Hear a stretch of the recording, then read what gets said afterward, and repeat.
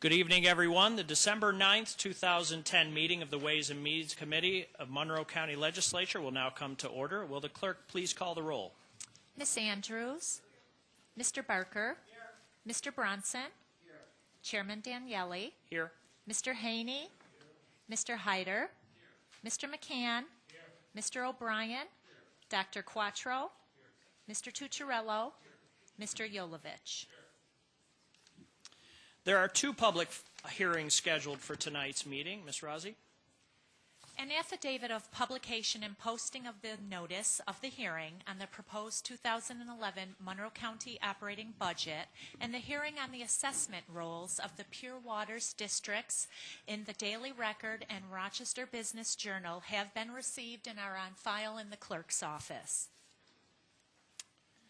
At this point, I declare open the public hearings on the 2011 assessment rolls for the Rochester Pure Waters District, Gates-Chili Ogden Sewer District, Northwest Quadrant Pure Waters District, and Irondequoit Bay South Central Pure Waters District.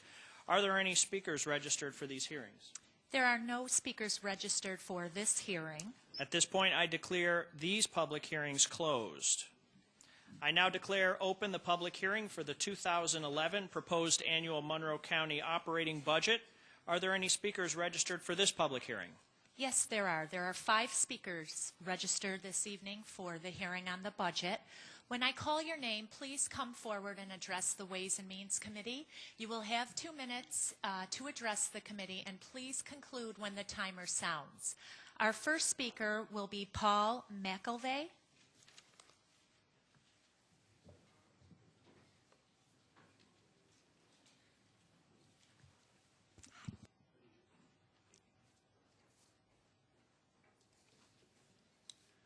Good evening. I'm Paul McCauley. I'm an attorney in the Rochester community and a member of the Pretrial Services Corporation Board of Directors. Thank you for an opportunity to address you tonight. I'm here to talk about the proposed severe reduction in the funding of the Pretrial Services Corporation. The corporation works with courts in identifying incarcerated individuals charged with crimes who may be safely released into the community while waiting for their cases to be disposed of based on proven criteria over time by the agency. For the past 40 years, the agency has been a cost-effective partner with the county in managing one of the county's most expensive resources, the jail. 91% of this agency's budget is devoted to personnel cost. Consequently, the proposed cut of over $450,000 or 26% of the agency's budget must necessarily result in a reduction in personnel assigned to interview, assess, and supervise persons who would otherwise not be released from the jail. As a result, the proposed reduction in agency resources are going to have an impact on the jail population and on the length of time that defendants are detained unnecessarily. Let's examine how this proposed slashing of the agency's budget will impact on the county budget. The Day Reporting Center program may very well close. In 2010, this program will have provided intensive supervision to 650 defendants at a cost of only $10 a day. Although the cost for a single inmate for a single day at the Monroe County Jail can be over $100, even using a conservative jail day cost of $40 per day, the county saves $850 for each one of these individuals. Multiplied by 650, we result in saving the county $559,000, well over the cost of the proposed reduction in funding. There will be a reduction in the number of days that the Pretrial Services Corporation staff will enter the jail to assist defendants. And in 2010, the agency will conduct 14,000 interviews in the jail and monitor nearly 8,000 releases. There will be a reduction in the number of case managers who can monitor and supervise defendants. In this year, over 1,800 defendants will be released under this program at a cost of only $1.67 per day per defendant. The cost avoidance as a result to the jail is enormous. As an organization, we acknowledge the very difficult decisions which need to be made with the county's 2011 budget. But we hope that you'll consider restoring the funding for the Pretrial Services Board because it's the right thing to do and it makes good economic sense. Thank you. Our next speaker will be Tom Gregory.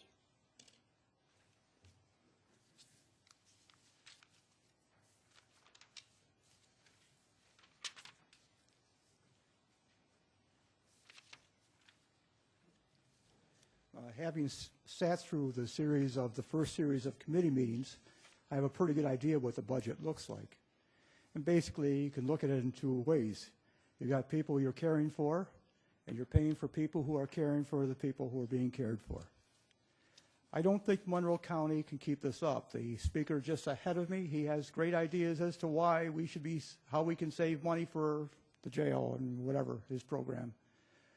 And I'm sure there'll be a lot of other speakers, both tonight and during the county ledge meeting, who are going to get up here and defend their programs, why we should be taking care of everybody in the world. Problem is, we have to start taking care of ourselves. My family owned Artcraft Optical. That's the D. Shaw family. We don't have Artcraft anymore.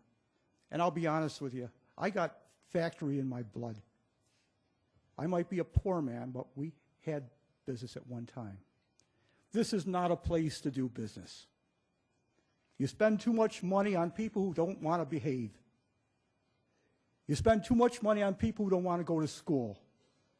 You spend too much money on the dysfunctions in this society to the point where people who have money who might want to invest here aren't going to invest here because, quite frankly, they don't want to pay the taxes. Any wise businessman knows right from the beginning, my purpose in life is not to take care of you if you can't take care of yourself. And I think this county had better start looking at this reality, because bottom line is, you're not going to be able to pay for these programs. You already know that. And I know you've got a budget right here that, thank goodness we got Maggie Brooks here. She's put it together again. But I would strongly recommend that starting tomorrow after you pass this budget, you start looking at an austerity budget that's going to put back things in proper perspective where we can say, hey, listen, we can't take care of everybody. We got to start taking care of people who are willing to take care of themselves first and make that our priority. Thank you. Our next speaker will be Jeff Goldblatt.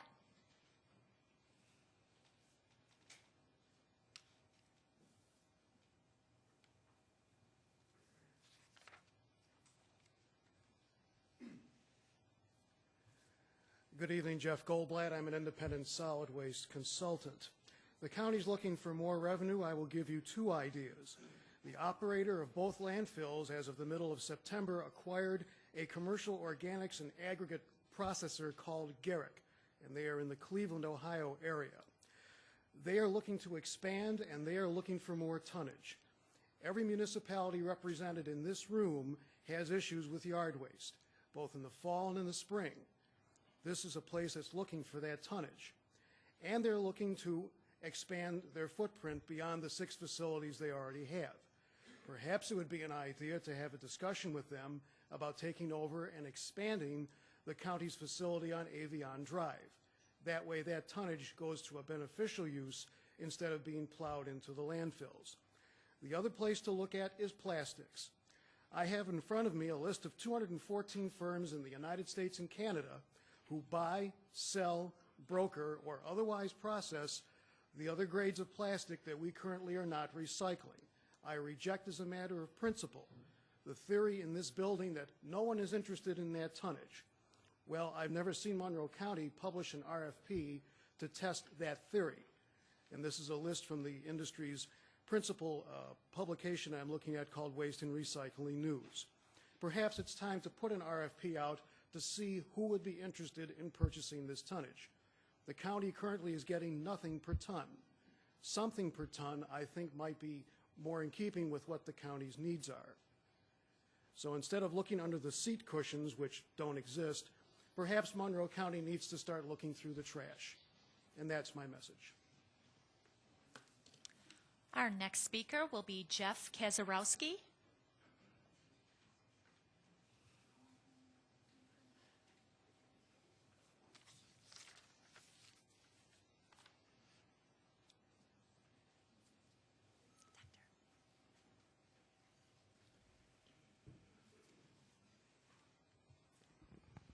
I'm Dr. Jeff Kezarowski. I'm the Executive Director of the Children's Agenda, an independent, nonpartisan organization that focuses on the well-being of children in Monroe County.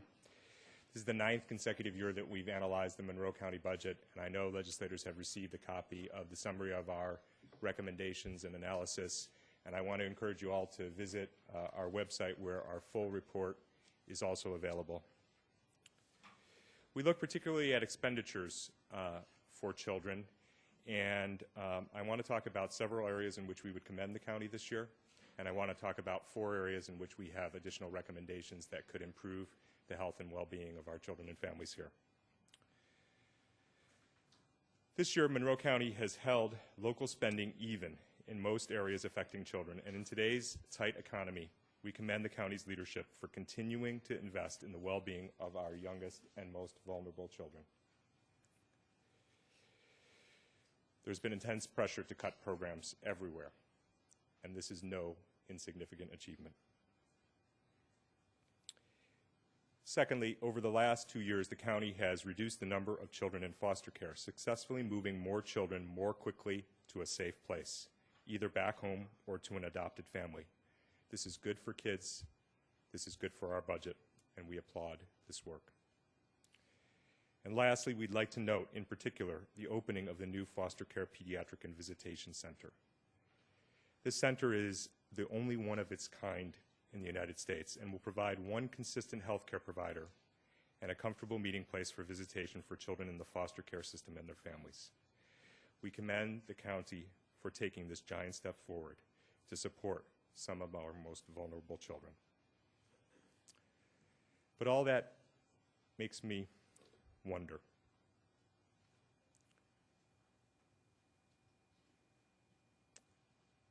It seems to me we have the talent and leadership in Monroe County to do more.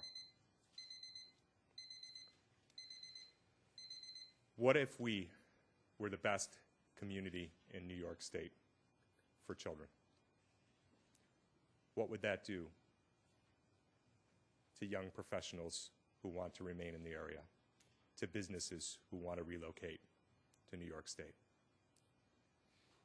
What if we made a commitment to be the community in the United States that conquers the monster of child abuse? How would that change our budget? How would that change our community?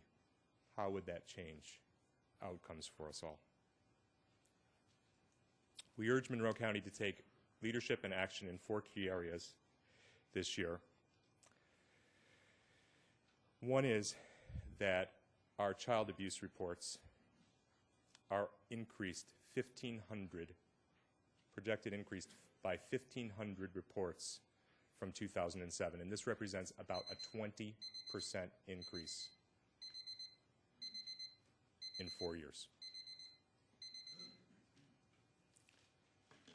In the majority of cases, child abuse and neglect can be prevented, and there are programs that the county has initiated that are evidence-based and effective at preventing child abuse.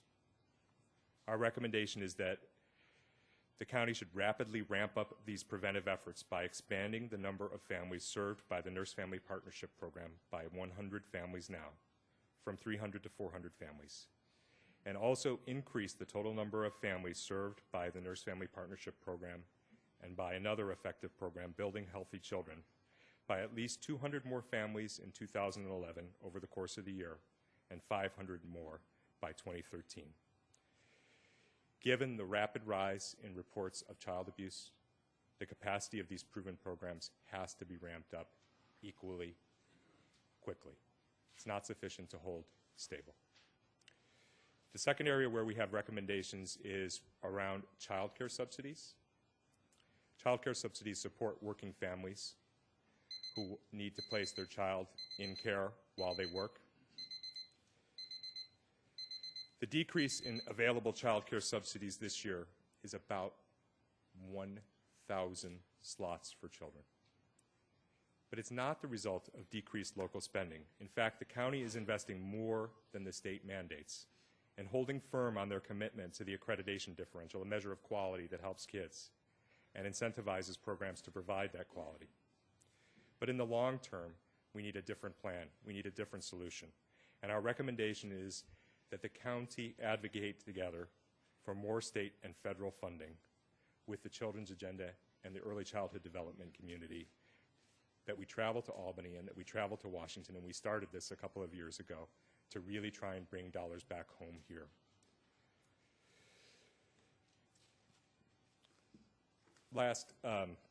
Second last area of recommendation is around purchased preventive services. And the county purchases preventive services from a variety of community organizations to try and prevent kids from entering the system, to try and prevent kids from heading down the path of becoming more troubled. When they enter the system, it's hard to change those trajectories. We do a pretty good job of it, but it also gets very expensive. And in this fiscal environment, we have to be doing preventive services that work.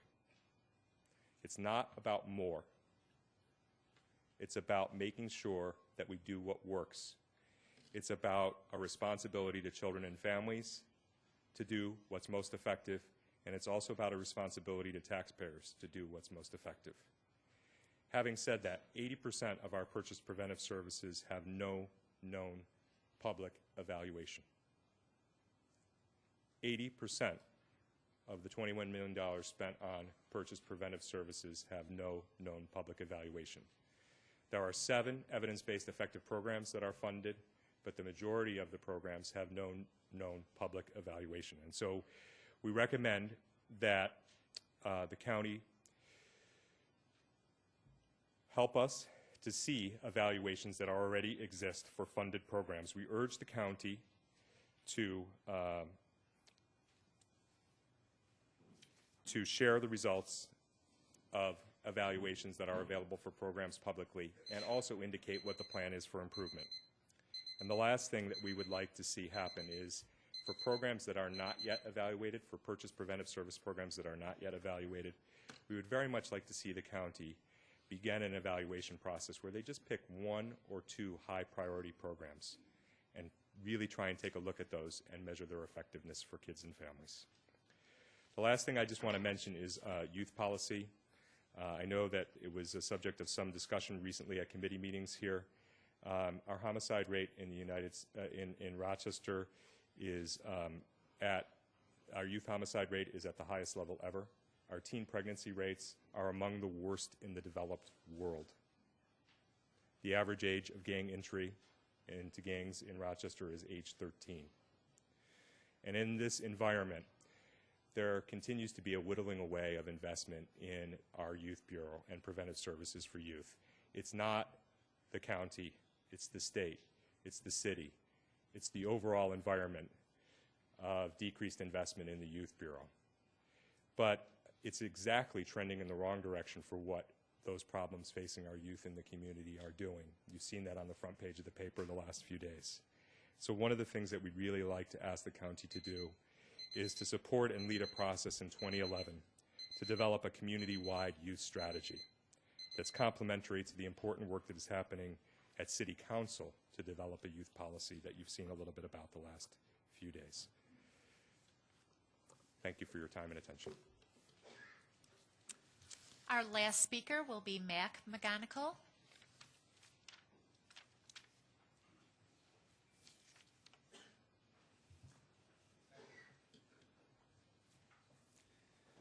Thank you.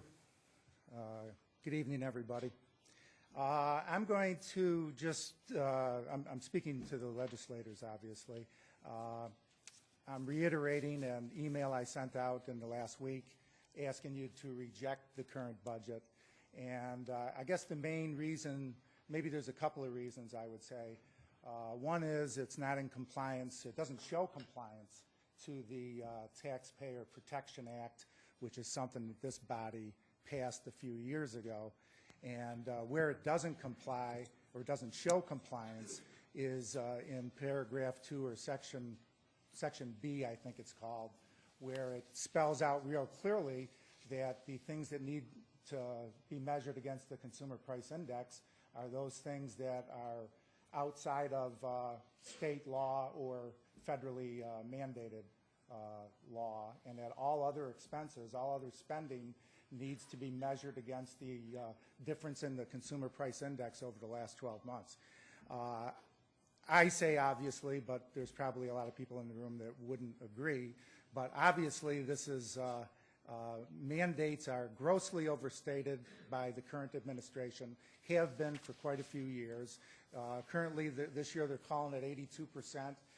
They leave out non-mandated areas like MCC, the library, debt service, the sales sharing, the sales tax sharing, which is like $125 million.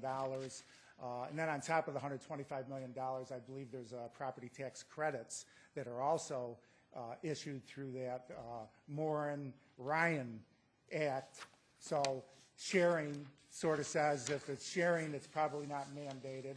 Even in some of the descriptions in that section of the budget, it starts out, one paragraph starts out that sales tax, counties are permitted to share sales tax. It doesn't say counties mandated to share sales tax. Also, there's a couple of pats on the back in that section. One pat on the back being that Monroe County is one of just a handful of counties, 4 or 5 counties that share sales tax with school districts. Monroe County is one of a larger group of counties that actually do share sales tax with their suburbs and other towns. But it clearly, right in the budget that they submit, it clearly shows you that it is not a mandate. It's a choice that each of the counties have, with some counties choosing not to do that.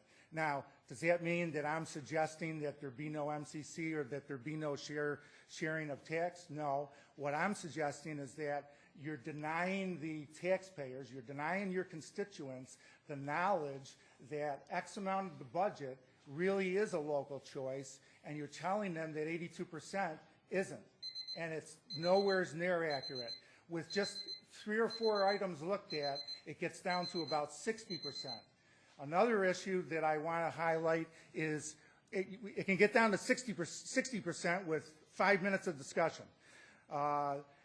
I further believe that it's more in the range of 50%, and the reason I say that is I have asked through FOIL requests for what is the process, what's our management process for mandates. We don't have a management process for mandates. So if a mandate gets issued tomorrow and it comes in, does it hit a process? Does it hit a process of review, approval? Who says that X amount of services need to be in place for a given mandate? If you go to Onondaga County, the same mandate, they might provide 3 services. You come to Monroe, we offer 5 services. You go to Erie, they offer 4 services. Well, why the difference?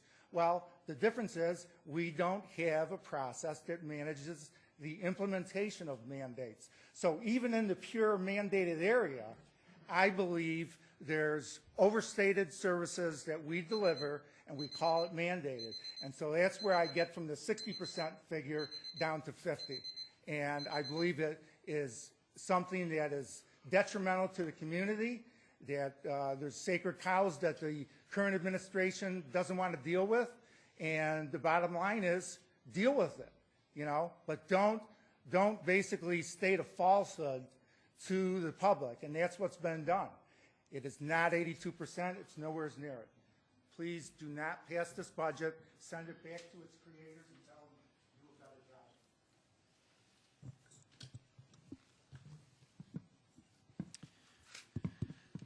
Thank you to our 5 speakers on the 2011 proposed budget. I declare this public hearing closed. Are there any speakers for the general public forum? There being none, I will close that public forum. I would now like to ask Suzanne Walsh, Director of Office of Management and Budget, who is here to present the 2011 proposed Monroe County operating budget.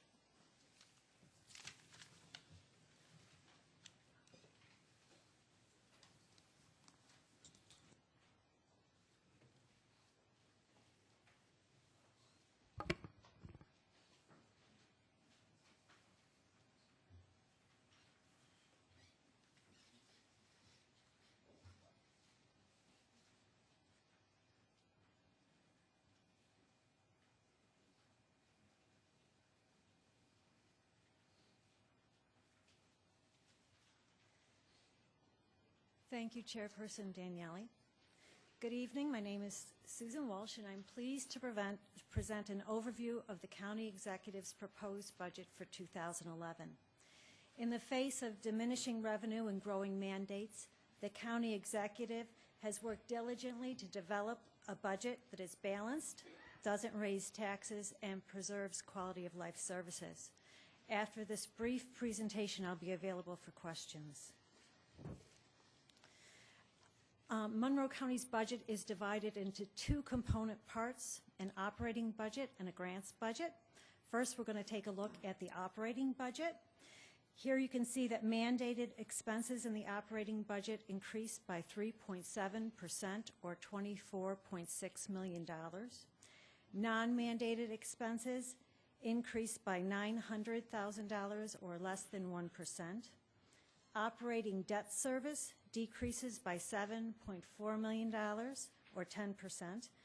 Non-mandated user fee supported functions such as MCH, the airport, solid waste, and pure waters decreases by $300,000 or 3%. The growth of the operating budget for 2011 is 1.9% or $17.8 million. This, when coupled with the grant budget, equates to an overall increase in the Monroe County budget of 1.9% or $20.7 million. I want to take a closer look at the expenses that comprise the operating budget, and this pie chart demonstrates those expenses by functional area, not by department.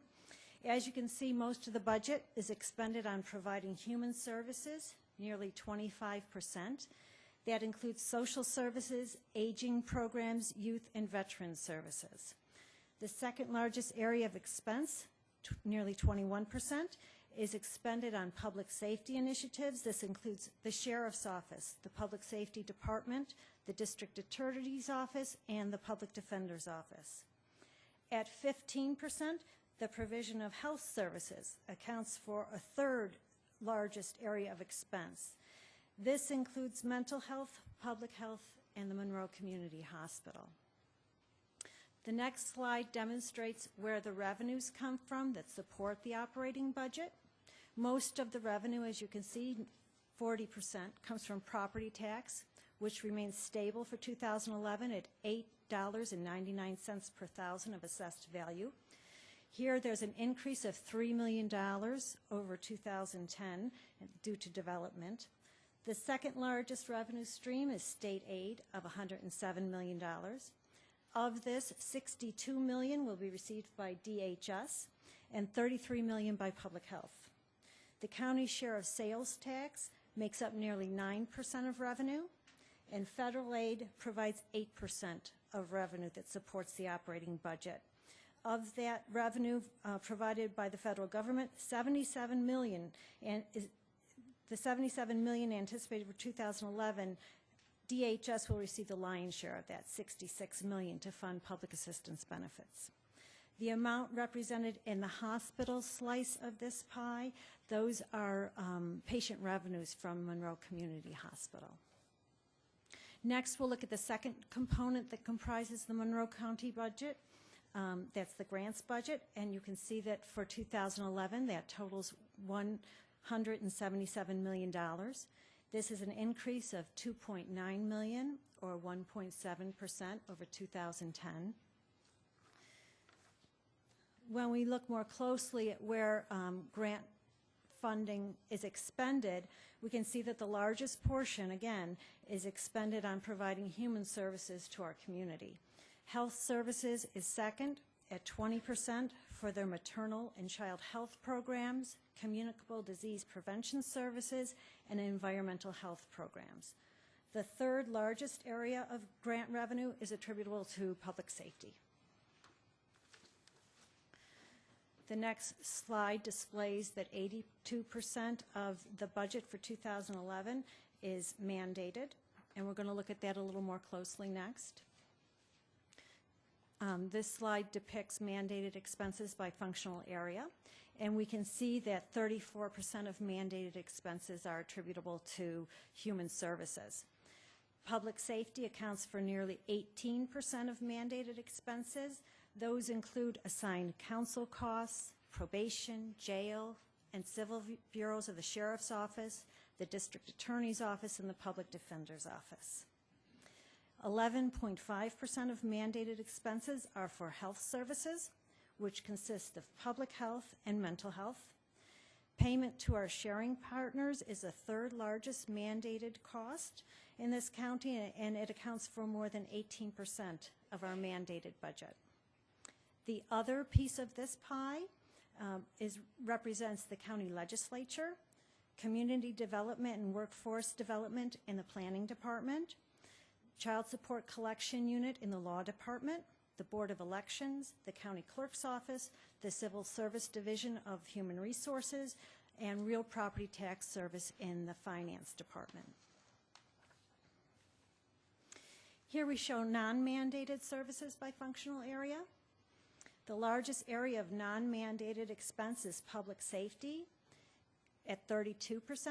These expenses include 911, Central Police, Mutual Aid Fire Bureau, and the Sheriff's Road Patrol and Staff Services.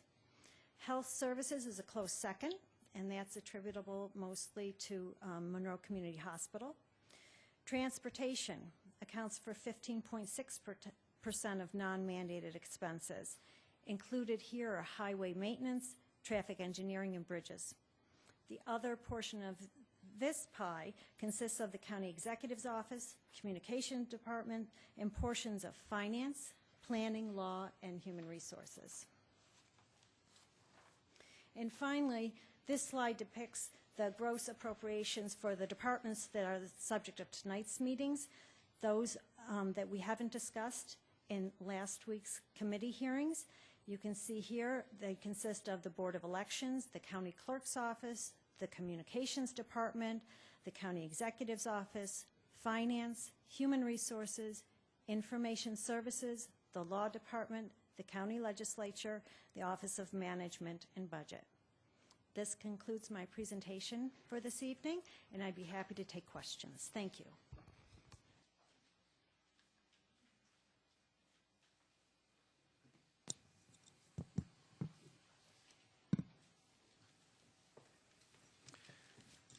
At this point, I will open the floor to our committee members of the Ways and Means Committee if anybody has any questions relevant to the budget this evening.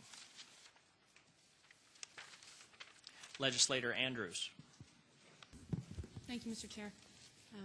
And thank you for the presentation this evening, as well as all the work in the past few weeks presenting the budget to us this evening. I do have a few questions to start off with. There are several proposed fee increases in this 2011 budget. First, regarding the zoo fee increases, it appears to be that expecting to raise over $150,000 of additional revenue from increased fees at the zoo, and could somebody detail those fee increases, please?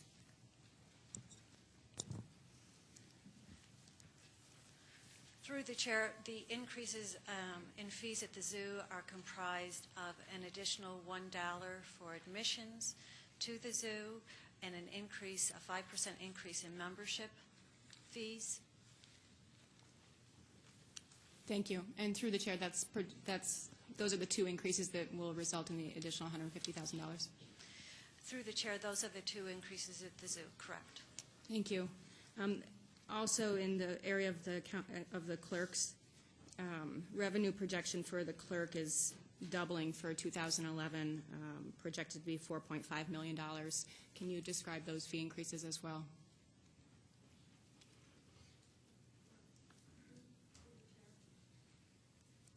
Through the chair, the fee increases in the clerk's office are attributable to an increase in some recording fees in the clerk's office. Through the chair, could you provide a list of the current fees as well as the proposed 2011 fees for the clerk's office? Through the chair, the fees that are being increased in the clerk's office are attributable to filing of mortgages, deeds, assignments of mortgages, and satisfactions of mortgages. Those are the only fees that are increasing in the county clerk's office. Thank you. And how much are they increasing, through the chair? Through the chair, they're increasing from $5 for a cover page to $20 for a cover page, and from $3 for each additional page to $5 for each additional page. This is being increased through state legislation that was actually enacted in 2008, and so I believe there's required a local law in order for that to be accomplished. I'm sorry, thank you. And through the chair, that requires a local law. Is that the referral that we tabled at the last meeting that we'll be voting on at the meeting next Tuesday? Through the chair, that's correct. Thank you. And could I request that list in writing of the current fees and the proposed new fees, please? Through the chair, certainly. Thank you. Also in the area of fees, and this topic's had some discussion this year, the farmers market fees. Could you tell me the amount of revenue that was raised from the farmers markets in 2010? Through the chair, we'll have to get back to you with that.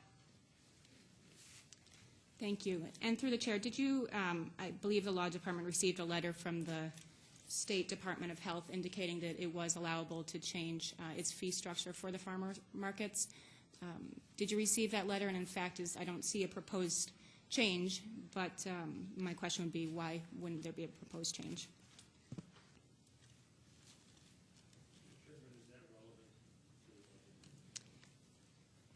Mr. Chairman, the fee structure is outlined in the budget under the Department of Health. It appears to be incredibly relevant. That's correct. I mean, Mr. Chairman, it's not changing the law. I'm asking for the opinion as to why the fee structure wasn't changed when it was deemed allowable by the state. It's 100% the budget. I agree. I think it's the phrasing of the question, but I will allow the question. Through the chair, that would be a policy decision. It's not a budgetary decision as to whether that fee is increased or otherwise. Mr. Chairman, isn't that it seems to be budgetary consideration when you're talking about the amount of revenue that would be generated from the fees increase or change? I believe that's what's proposed in the budget. Certainly, you're welcome to offer an amendment on the floor of the full legislature if you feel that it should be changed. Thank you, Mr. Chairman. Additionally, thank you. I did request some information regarding the what the county's plan is, so to speak, in terms of addressing the increase in HIV infections in young people in our community. I would, at this point in time, request some follow-up information regarding the programs that are mentioned in the response and the amount of funding that we have allocated to each of the programs for 2011, and I can receive that in writing if that's possible. Through the chair, we can get that to you. Thank you. Through the chair, throughout this entire year, we've talked about the Foster Care Pediatric Center, and it was my understanding that that was to be open in the fall of 2010, and I had been assured that we were on schedule for that. I have heard perhaps that it is open, but could someone confirm that that center has opened, and in fact, if it has, why we haven't read about it or been invited to celebrate it?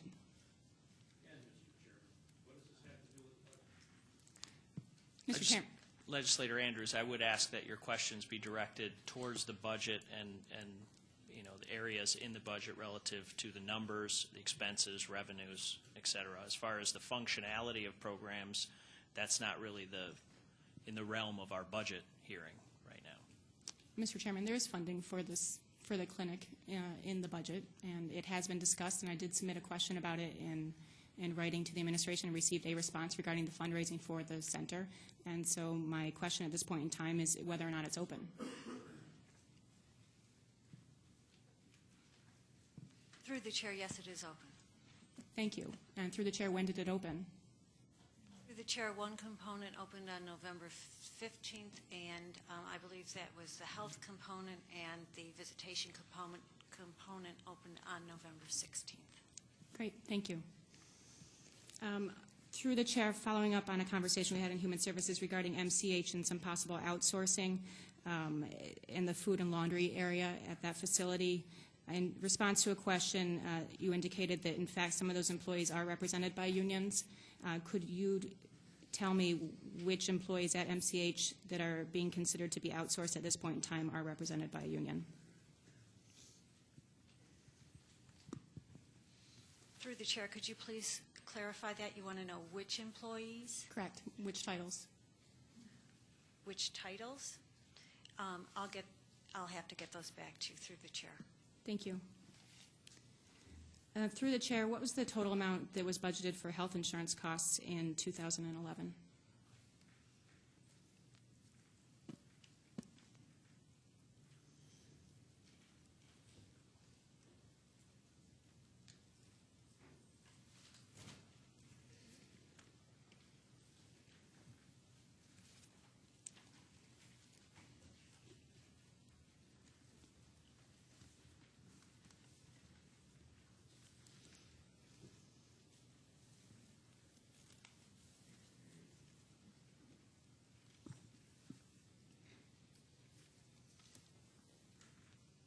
Through the chair, that would be $65 million. Thank you. And through the chair, how much was budgeted for 2010? Through the chair, I don't have that information. Thank you. If that could be provided, that would be great. Through the chair, certainly. Thank you. In the Public Safety Committee, there was a reference made to increasing health insurance costs, and I believe the figure say was about a 14% increase between 2010 and 2011. Would that figure be in the ballpark for how much of an increase we saw for health insurance from 2010 to 2011 overall?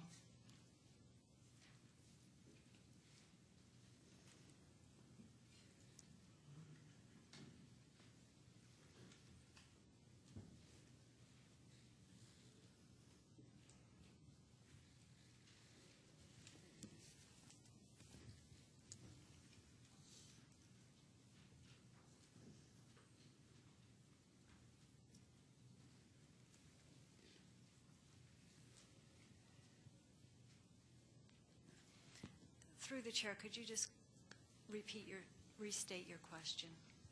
Sure. Through you, Mr. Chairman.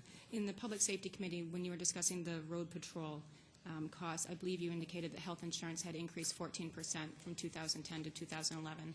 And my question is whether or not that percentage increase of 14% is roughly what you saw in the total health insurance cost increase as well. Through the chair, that we saw that increase from when to when? From 2010 to 2011.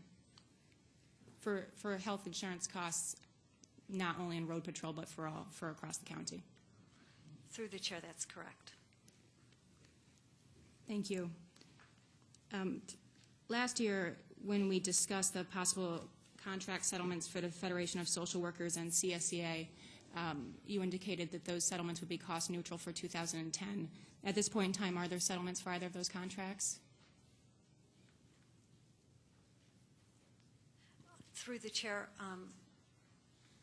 I would like to ask the Human Resources Director if he's available and could respond to that question.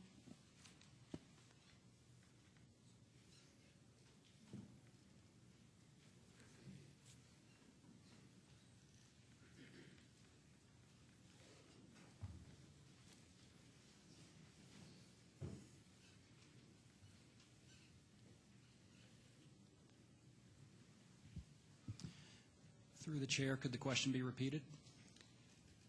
Sure. Through the chair, at this point in time, do you have settled contracts for the Federation of Social Workers or CSEA for the upcoming year? No. Thank you. Last year was indicated that settlements would be cost neutral. Is that still your expectation for any settlements?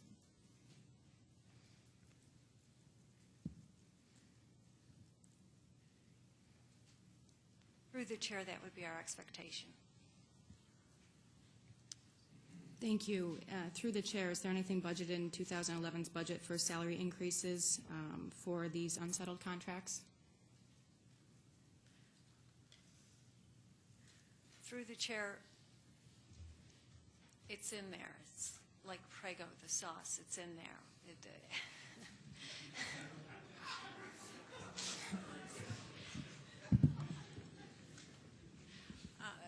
when we talk about settlements being cost neutral, that means that whether we take it from a benefits line or a salary line, we've budgeted enough to cover any potential increase in salary due to a settlement of a union contract. I'm sorry, can you repeat your explanation of what's cost neutral? My understanding is last year you indicated cost neutral meant that any increase in salary would be offset by a lowering of the cost of health insurance benefits. Through the chair, that's correct, and that's exactly what I'm indicating this year by my PREGO response, that between benefits and salary, there's enough money, if it's cost neutral, whether it comes from the salary line or the benefits line, to pay an increase in salary, which would be offset by a decrease in benefit costs. Thank you. I guess in doing the math here, that must be a pretty significant decrease in salary to offset a 14% increase in cost in health insurance. But I guess at a certain point in time in the future, if those contracts are settled and set before us, then we'll be able to review them. Through the chair, what was the budgeted increase for dental insurance for 2011 from 2010?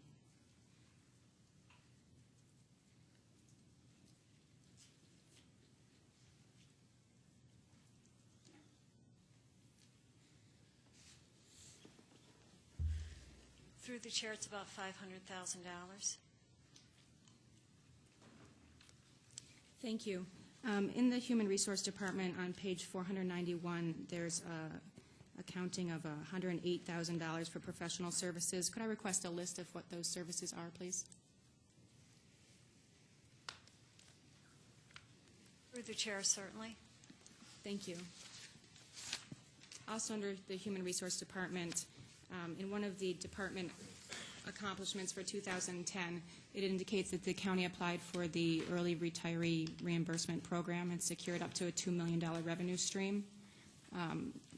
Is that early retiree reimbursement program part of the Affordable Care Act or the National Health Care Reform that passed earlier this year? Through the chair? Through the chair, that's correct. Thank you. Through the chair, could I request a copy of the county's application for that program, please? Through the chair, certainly. Thank you. And through the chair, can you explain how you expect to save $2 million through that program?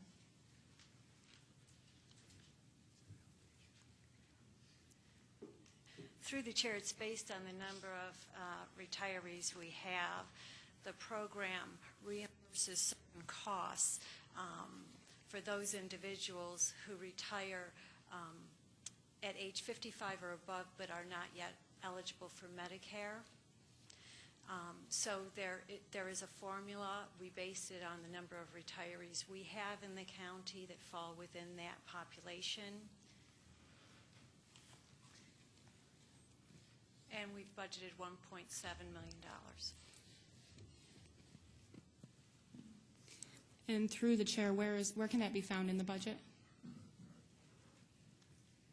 Through the chair, that's in miscellaneous revenue.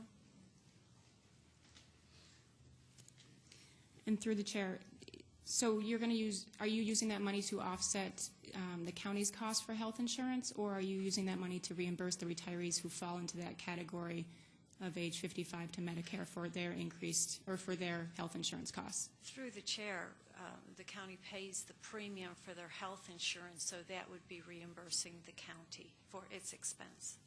Great, thank you. And how many retirees fall into that category? Through the chair, I have to get back to you on that. Thank you. And through the chair, have you notified your employees of your participation in this program yet?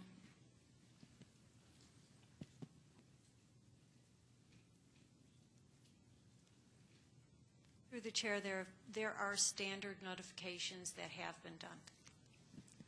Thank you. And also, could I request through the chair a copy or your formula that you use to explain to generate the savings of the $1.7 million? Excuse me, through the chair, certainly. Thank you. Another department objective for the Human Services Department was to mitigate the negative impacts of national health insurance mandates. From what we've just been discussing, it sounds like there's a pretty significant benefit from the national health insurance reform for the county and the possible savings of $1.7 million for next year. But could you explain what negative impacts are there in the national health insurance reform for the county for 2011? Through the chair, Obamacare comes with a number of mandates on coverage plans that go into effect and change the benefits for public employees, making them richer and more expensive. And so our goal would be in going forward and trying to mitigate that impact through a number of avenues. And the impact, I believe, far exceeds the revenue stream. Thank you. And through the chair, what did you estimate that impact to be for 2011?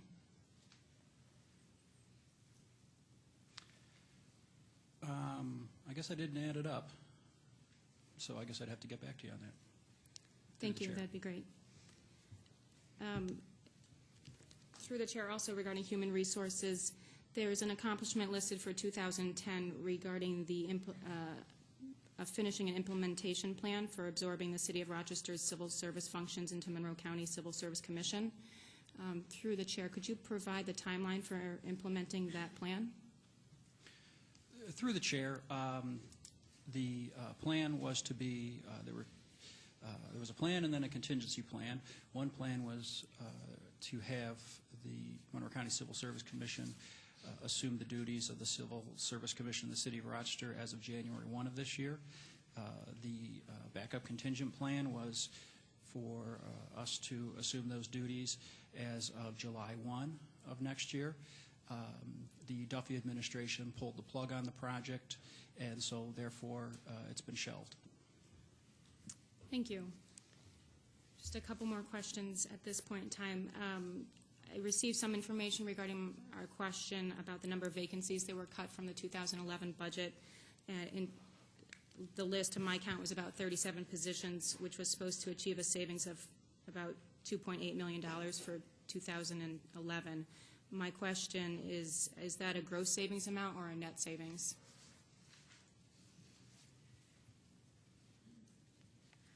Through the chair, the list that you received was a list of titles. There are multiples of some of those titles. As we previously indicated, 55 and a half full-time equivalent positions, vacant positions were eliminated from the budget, and 2.8 million are gross savings on those positions. Through the chair, thank you. And what's the net savings then on those positions? Through the chair, about $2 million.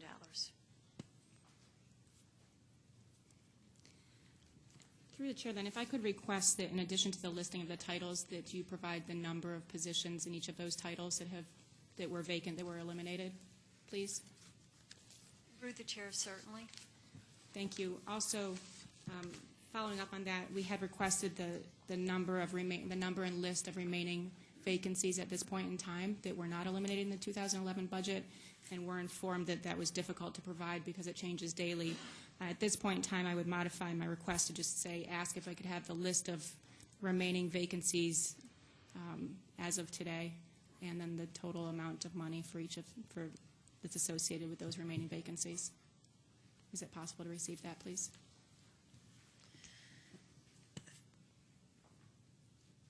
Chair, we can provide a list of vacancies as of a specific day.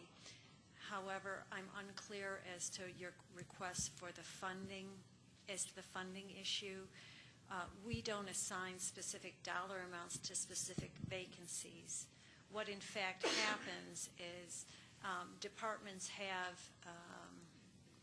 positions and they need to maintain a certain percentage of those positions as vacant in order to stay within the salary appropriations for the year.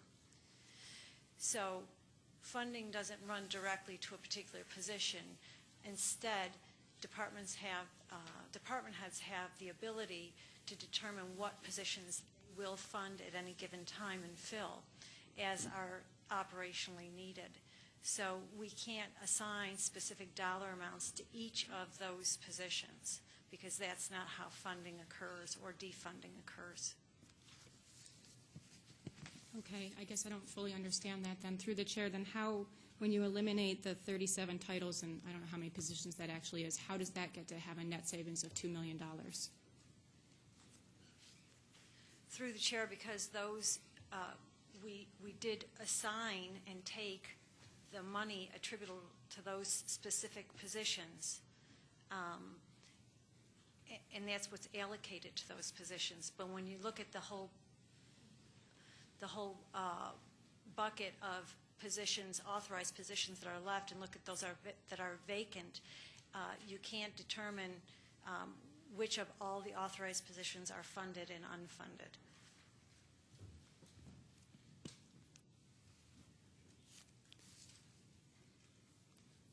So, okay, then at this point in time, why wouldn't they all be abolished? Why wouldn't all the remaining vacancies be abolished? Through the chair, because many of those positions are critical positions and need to be filled. These things happen on a rolling basis. We need to assess the need for a vacancy as it occurs, or maybe over a period of time to determine how operationally necessary it is. So it wouldn't make sense to eliminate every vacant position within the county. We need to have flexibility and the ability to provide services and programming to this community, and those vacancies, those positions need to exist in order to accomplish that through the. Thank you. And so the $2 million this year that was or for 2011 that's projected to be saved by eliminating those vacancies. In the 2010 budget, that money was just used to support general services.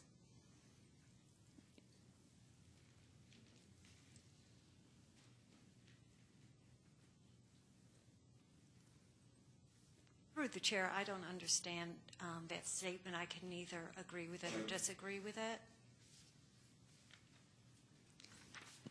I guess my question is if you eliminate $2 million from the budget, it went somewhere this year, and I'm assuming it didn't go to fund vacancies because you don't need to pay salary for people who aren't working, and you don't need to pay health insurance costs for folks who aren't working because they're vacant positions. So I guess is it sort of a cushion then to be used in your budget to be used for in whatever area is needed during whatever year those vacancies exist in? Through the chair is what used as a cushion? The $2 million. Through the chair, no. Those expenses were reduced from this 2011 budget. Right, and my question is just how were they used in 2010?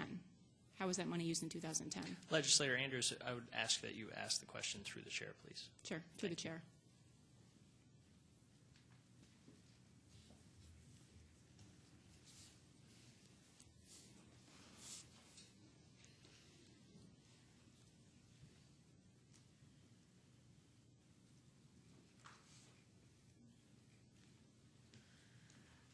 Through the chair, I disagree with your statement. Those positions may have been filled last year.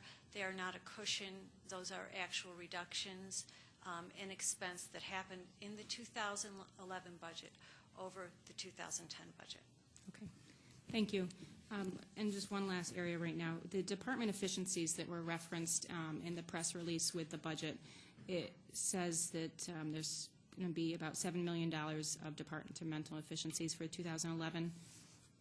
Can you tell me what makes up the $7 million, please, through the chair? Through the chair, I can get back to you on this, but generally each and every department was put upon to go through every budget line they have and try to reduce it and look at the manner in which they deliver their services and programming and try to do it using fewer resources. And all told and all put together, we were able to reduce expenses by $7 million on a department level, department by department, through that process. Thank you. And finally, is that $7 million is a net savings through the chair? Through the chair, that's correct. Thank you. That's all I have right now. Legislator O'Brien. Thank you, Mr. Chairman. My first question is somewhat meaty, and I'm hoping that I'm able to get it out in an understandable fashion so that I can be educated on the issue. It has to do with the authorized agencies referenced on page 64 of the budget, and the authorized agencies, of course, being like the Rochester Museum and Science Center and GIVA, the RPO, and so on. During committees last week, we discussed the fact that an appropriation for authorized agencies from hotel-motel tax was no longer shown where appropriations are shown, in this case on page 67, where the appropriation for authorized agencies is shown as 0. My question stems, at least in part, from litigation recently initiated in Erie County, where the question explored in that case is whether the county executive had the power to withhold and not disperse a portion of monies that have been appropriated by a county legislature, or whether the county executive had to fully fund all monies appropriated by the legislature for the benefit of a recipient agency. The case quickly settled by having the county executive, in fact, fully fund the appropriated amount in that case, so a judicial decision, to my knowledge, has not been reached. But the cases cited by the plaintiffs in that action were extensive precedent for the separation of powers of an appropriating legislature and the executive branch to execute on that legislative action. The cases seem to stand for the proposition that when a county legislature appropriates money, the county executive cannot defeat that legislative action by refusing to execute on the appropriation. So now I get to my question through you, Mr. Chairman, is whether an authorized agency wouldn't be in a stronger position in terms of the commitment of funds expected to be delivered to the agency if the funds were actually appropriated by the legislature, or short of an actual appropriation, does the county executive actually then have more discretion as to whether to disperse less than the full amount if, for example, unexpected events like the failure to collect the expected hotel-motel tax revenue were to transpire? And I guess maybe to state it more simply, from the perspective of an authorized agency, is there a cause for concern if it's not actually appearing in the appropriation page of the budget?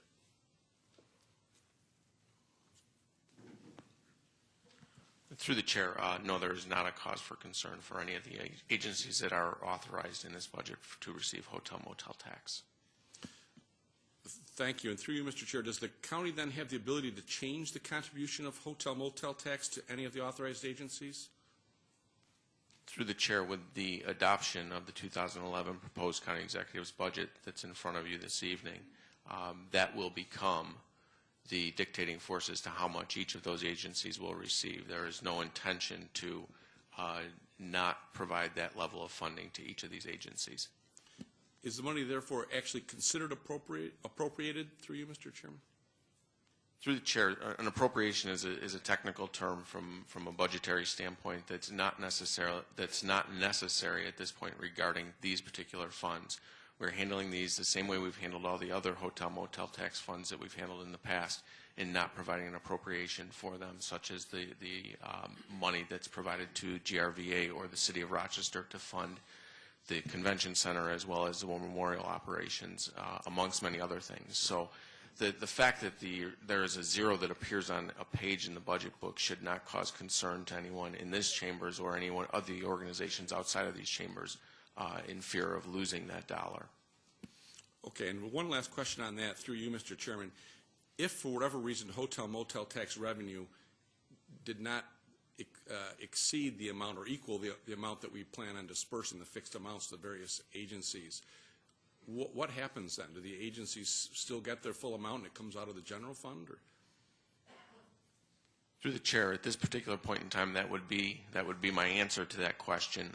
If there's a continual decrease of hotel-motel tax, which we've seen over the last couple of years, that would be something that we would go into discussions with each of those authorized agencies as a budget comes up. So if 2012 comes up and we didn't receive enough hotel-motel tax to cover the appropriations that are in this, to cover the authorizations that are in this budget, we would then go into conversations with those agencies to let them know that we're not going to be able to provide the level of funding that we've provided in the past. It will be a yearly discussion at this point in time if that happens. So it sounds like, through you, Mr. Chairman, that for 2011 they don't have to worry. The amount that's included in the front of the budget book is they can count on. Through the chair, as I answered in the opening question, yes, they can count on that money. Thanks. I think we came full circle. Thank you. My next question has to do with, again, follow up some questions that occurred in committees last week regarding the leasing of parking lots that are located immediately west of Plymouth Avenue. And the non-appropriation of funds clause in that lease is interesting. The first paragraph says, tenant representative believes that its intended use of the premises is an essential governmental service. The rental obligation under this lease shall be deemed executory only to the extent of money is appropriated and available to tenant, which is the county, for the purpose of the lease, and no liability on account thereof shall be incurred by the tenant beyond the amount of such monies. And that would seem to suggest that the county is not obligated to make payments under the lease if the legislature does not appropriate money to fund the lease payments. But then in the next paragraph it says, in the event that this lease is terminated by tenant or the county under this article, tenant shall immediately pay the landlord amount equal to the aggregate base amount. Essentially what they say is that in the event the lease is terminated by the county shall immediately pay the landlord an amount equal to what would be payable through the end of the lease term, and that comes due immediately. To me, it seems to make the language consistent with the first paragraph and give both paragraphs meaning. It would seem to imply that the county terminating the lease by some affirmative act of termination, thereby triggering immediate payment, is somehow different than if money is not appropriated by the legislature to pay the lease. Have I got that right?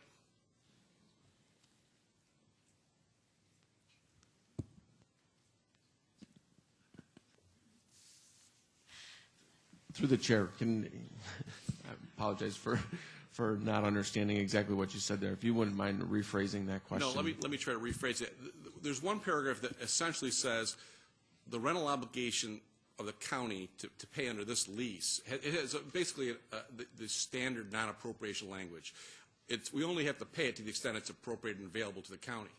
The second paragraph says if the lease is terminated by the county, that the county can terminate it, but they have to pay through the balance of the lease term, which is different. So I guess, the county can't usurp that legislative authority to appropriate money by in effect saying, if there is no appropriation, then there's an immediate appropriation.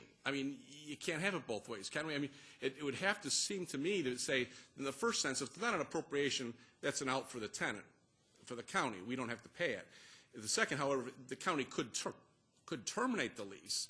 And if we do terminate the lease by some affirmative act, other than just that it's not appropriated, then the rental payments are immediately due. So really the question is, is there meaning to both paragraphs that somehow we can understand? And I think it has to be maybe that if the money's not appropriated, there's an out for the county. If the money is appropriated but the county terminates for some other reason, that they have to pay the balance of the lease term. Through the chair, that would not be our understanding at this time. We can look into that further, have the law department look into that further and have further discussions with you about it. However, it would be our understanding that if the legislature does not appropriate the funds to pay this lease, that all payment comes due at that time for the remainder of the term. Thank you. And through you, Mr. Chair, it's just interesting because if that is in fact the meaning, then we're saying if the legislature doesn't appropriate, then there's an immediate appropriation due. And it does seem to be trying to do an end around the legislative authority to appropriate funds for that lease. And I just don't know what we would do in the instance that there was not an appropriation for the lease payments by this body in our budget. What the county does if that in fact happened. But I guess what you're saying is that you're going to take a look at that and maybe try to resolve the inconsistency between those paragraphs. If we could have some discussion of that between now and full legislature, that would be helpful. Thank you. I just have a couple of other more specific questions. With respect to fleet services, do we have a way of identifying what the total number of cars in the county fleet is, excluding sheriff's vehicles and heavy equipment, really just cars? Is there a way to determine how many cars and vehicles we have that would be fairly easily obtainable? Through the chair, yes, we can get that information. We believe the discussion at the table is there's approximately 66 vehicles. 66. And do we know how many take-home vehicles, or maybe we could get some kind of a list of what personnel get take-home vehicles and ultimately what the average cost of those vehicles would be? Through the chair, we can provide that information, yes. Thank you. Also, with respect to fleet services, through you, Mr. Chairman, what is the rate of mileage that employees with the privilege of using take-home vehicles pay for personal use of cars. And I guess I'm wondering if the county will be reducing the rate as the IRS has recently announced. It's currently 55 cents a mile, and the IRS is reducing it to 51. I'm wondering if there's a similar thought of what our rate of mileage pay for employees are who take home cars. Through the chair, if you wouldn't mind rephrasing the question, because my understanding is what you're speaking of are two totally separate IRS regulations, the value of a take-home vehicle versus a per mile calculation that's reimbursed to an employee. Let me just ask this then. What is the rate of mileage employees with the privilege of using take-home vehicles pay for personal use of the cars? I guess that's the first part of it. Through the chair. Through the chair, that's $3 per day. Oh, it is a flat $3 per day. Thank you. And then, with respect to the second half of the question, will the county be reducing the rate that it pays to 51 cents per mile? Does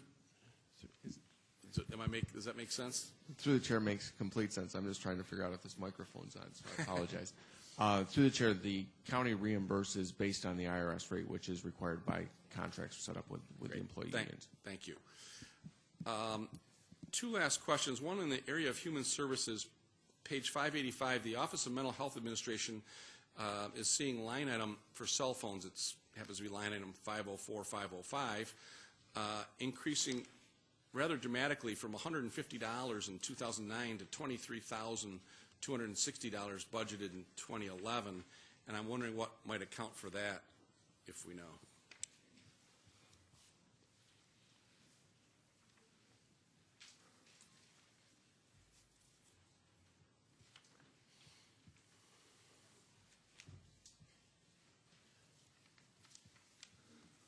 Chair, could you repeat the line item? The line item it's on page 585, line item 504-505.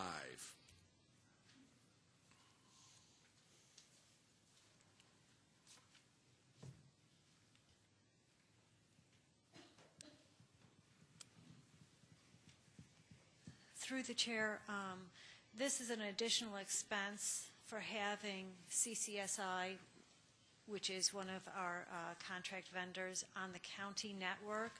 CCSI will fully reimburse for these expenses. Okay, thank you very much.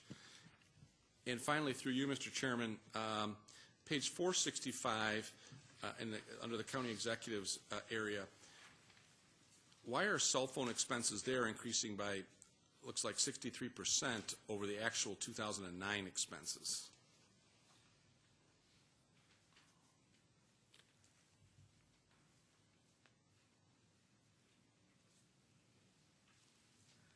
Through the chair, I'm going to have to get back to that page is missing from my book, so I apologize. That's fine. Thank you, Mr. Chairman.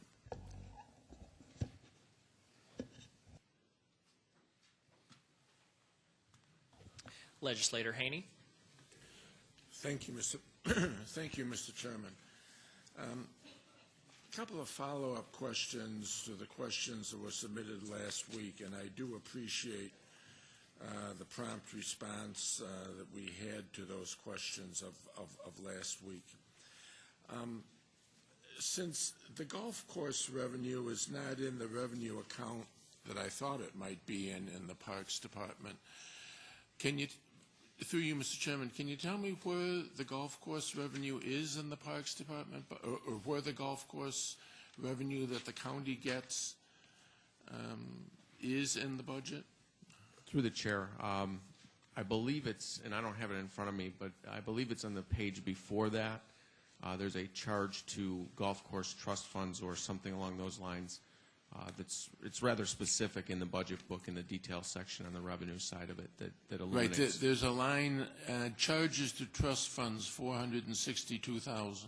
Through the chair, that's the number, yes. So that's the golf course? Through the chair, yes. So the money that Tinsdale pays goes into a trust fund? Through the chair, that's correct. Okay.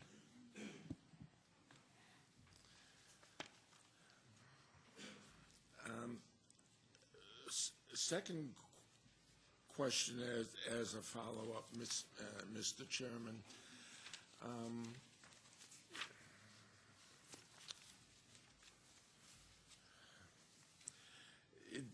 regarding the hotel motel tax, the amount that's listed in the budget obviously is the addition of the disbursements that are expected to be made to the authorized agencies and the other entities, and it's considerably less than the actual collections in either 2009 or 2010. The amount that's listed is $6,362,000, whereas the actual in 2009 was $6,585,000. And at Parks and Recreation, last week, the budget director estimated this year's take will be $6.5 million. How much do we actually expect to collect from the hotel motel tax in 2011? Through the chair, we would expect, again, I think as I mentioned in an earlier answer, this number's been fluctuating quite a bit over the last couple of years as far as ups and downs. We would expect it to be approximately flat for 2011, so approximately the same amount. Through you, Mr. Chairman, approximately the $6.5 million? It's probably going to be in the neighborhood of 6.3 to 6.4 million is what the projection is at this point in time. Thank you. Moving on to my own questions. In the Auto License Bureau of the County Clerk's Office, revenues are going up $677,000 next year, which is 18.6%. That is, as compared to the actual in 2009. At least I'm not aware that the state has changed the sharing of the license fees. Through you, Mr. Chairman, what accounts for such a dramatic increase in the revenue in the auto license bureaus?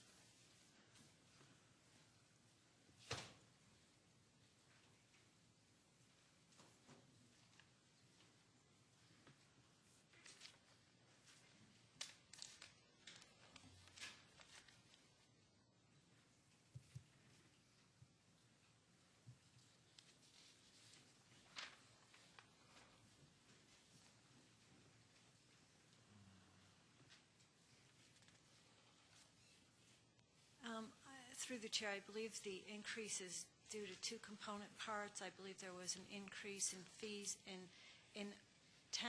So you're comparing the 09 revenue the revenue for the Auto License Bureau to the 2011 budgeted projection. So there was an increase at the state level. And in addition to that, these projections are based on state projections of activity that we'll likely see in Monroe County. And so that's how that calculation was done to arrive at the revenue projections for 2011. Through you, Mr. Chairman, could you confirm to me that that's in fact what happened, that the state changed the reimbursement rate or the retention rate in 2010? Through the chair, I'll do that for you. Okay. In the Finance Department unallocated general,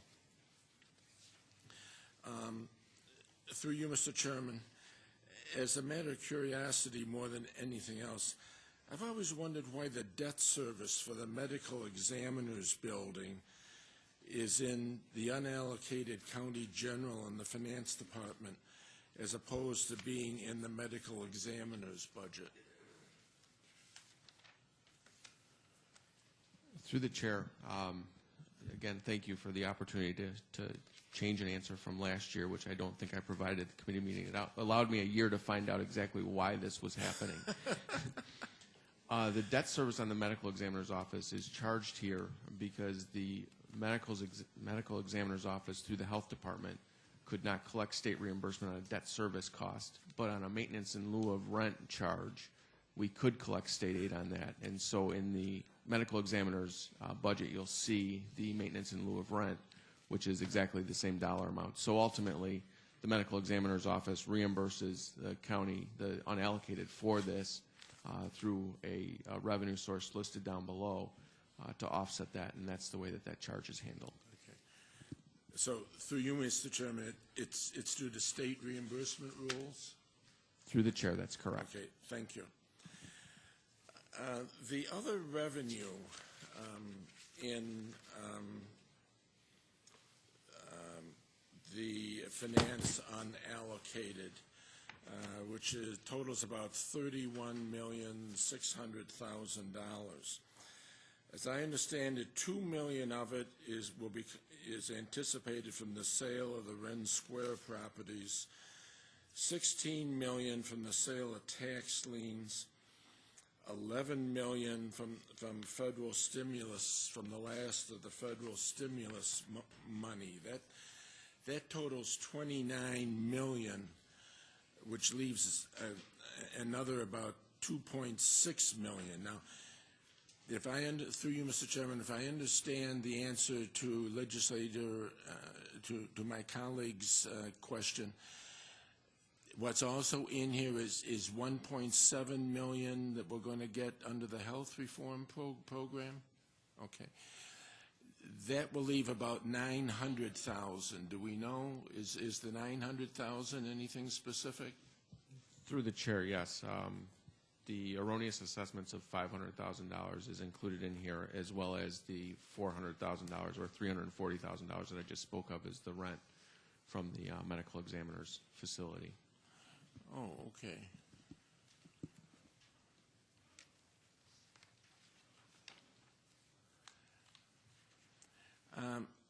My favorite question that I ask every year, Mr. Chairman, have we collected any rent from Frontier Field this year?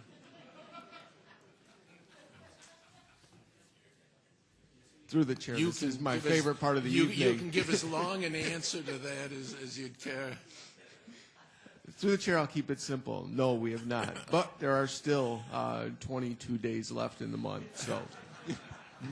No? I'm shocked.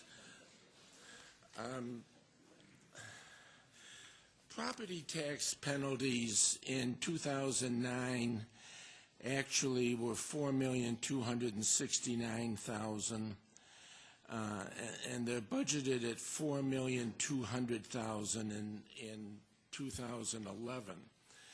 And of course, we're sort of recovering from the sale of the tax liens a couple of years ago. As we move farther away from the sale of the tax liens so that there's more delinquencies that we're collecting the 18% interest on, through you, Mr. Chairman, wouldn't we ordinarily expect that those tax penalties would be on an escalating curve rather than flat? Through the chair, with the anticipated sale of the tax liens for 2011, we made the decision that the conservative estimate on this revenue would be the $4.2 million for 2011.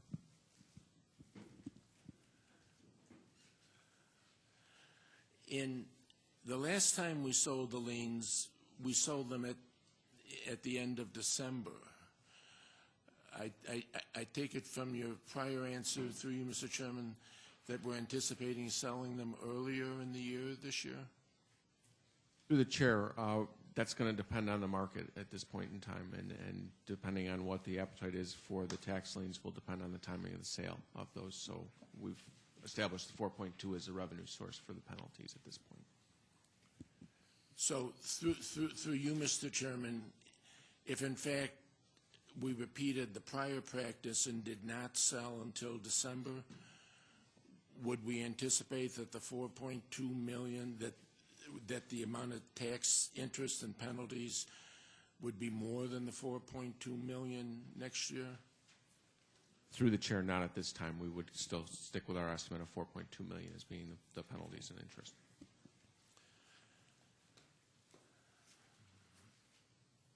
Through you, Mr. Chairman, could someone give a brief explanation as to why we have separated the Office of Management and Budget into a separate department as opposed to being a division in the Finance Department? and whether that has any financial impact on the budget? Through the chair, that doesn't have any financial impact on the budget. The Office of Management and Budget was segregated so that those individuals who are responsible for developing and preparing and compiling the budget can be independent and separate and objective in assessing budgetary needs in all the departments throughout the county. In a question related to the Board of Elections, professional services on page 496 is budgeted next year for $1,368,972. That's almost $72,000 more than 2010, but of greater interest is the fact that it's $592,000 more than 2009. And I'm wondering why we have such a significant increase in that line in the Board of Elections budget in 2011. If we'd had a big increase in 2010, I would have thought it had to do with the new technology that they implemented. But why is there such a big, why are we being hit with such an increase next year? Through the chair, could you repeat what line item you're referring to? It's professional services. 504320.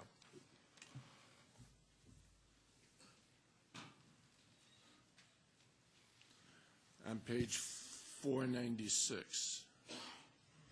Through the chair, I believe the commissioners of the Board of Elections are here with us this evening, and I'd ask them to come up so that they could address this question.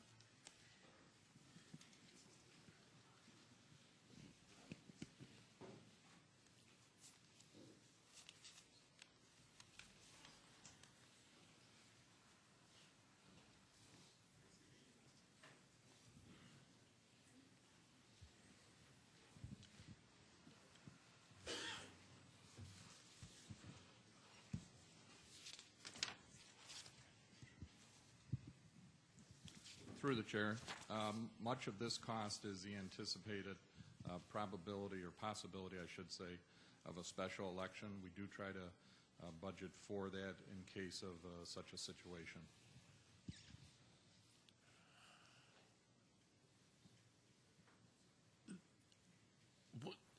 Through you, Mr. Chairman, at the dollar, I mean, it's a rather large appropriation. What does this pay for? What are the professional services that it pays for? Through the chair, I believe it incorporates everything dealing with the parts of the new technology and staffing, rental of polling sites. Much of the professional services that come into contact with any type of an election process. This was built in knowing that we potentially would go to this process.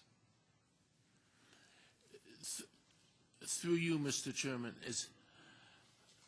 I had forgotten this, but you've triggered. We changed the way election inspectors get paid, didn't we? So that now the city and towns still pay the inspectors, but you have to reimburse them for that, is that? Through the chair, that's absolutely correct. And that's probably in this line, I take it? I believe that is. Okay. The chair. Thank you very much, Commissioner. The again in finance unallocated general, which is where all the good stuff is actually. I've been trying to tie out the chargebacks, through you, Mr. Chairman, I've been trying to tie out the chargebacks to revenue lines, and I'll confess I've not been successful. On page 679 in unallocated county general, there's a line, it's 406-115, charges to other governments in the amount of $1,400,000. I assume it's one of the chargebacks, but which of the chargebacks is that? Through the chair, that's the chargeback to the Water Authority for their debt. Oh, that's the Water Authority. Through the chair, that's correct. Well, then, through you, Mr. Chairman, where are the chargebacks, like for the use of the assessor's mainframe and that like? Through the chair, I'm going to ask you to go a little bit further with that question because I'm not 100% sure I understand exactly what you're looking for. Well, I think in the list of chargebacks, and I don't have it in front of me right now, that you gave me last year, there's 3 of them related to real property tax services. There's one for $1 million, well, the amount on the 2010 tax bill. There's one for tax bill preparation of $1.8 million. There's one for assessor mainframe of $731,000. And then there's a small one, RPS user fee, $35,000. Altogether, they aggregate close to $2.6 million. And I'm wondering where they are as revenue items. Through the chair, those are listed as revenue items in their specific divisions that they're in, whether that be in Treasury or real property tax or whatever other division it may apply to. So you won't see those in unallocated. Through you, Mr. Chairman, the amount that's budgeted for tax in the real property tax service division, line 406000, is $1,541,000. And in the treasurer's office, there's another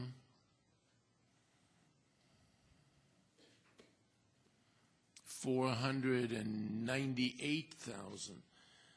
But altogether, the chargebacks on the 2010 tax bill were, for the treasurer and real property tax service, were like almost $3 million. And there must be another revenue line someplace. Through the chair, what I can do is I can provide that list to you for 2011 in the property tax and show, I'll basically line out exactly where they are as far as revenue sources go in the budget. Thank you very much. I would appreciate that. And much to everyone's disappointment, a final question. Well, actually, I have 2 more questions. So I hope I didn't ruin anybody's great expectation there. Through you, Mr. Chairman, I'm puzzled by this change we made in this proposed budget, by which the pension and Social Security costs related to non-mandated functions have now been reclassified as mandated expenses. And it puzzles me that the pension and Social Security of a non-mandated employee would be considered mandated. And I'm wondering if, through you, Mr. Chairman, if someone could help me understand that.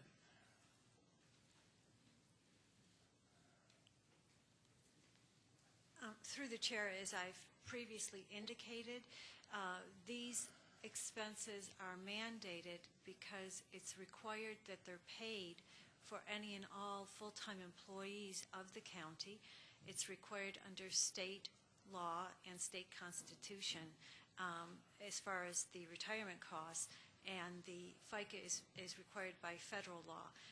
We don't have any opportunity to have impact or input in the amount of those contributions, so that we're required to pay them whenever we hire someone, whether it be for a mandated or non-mandated service. Through you, Mr. Chairman, there's a whole host of things that we're required to pay once we decide to hire somebody. Why is pension and Social Security any different from, say, workers' comp or unemployment insurance or any of those things, which, as I understand it, are still being considered as non-mandated?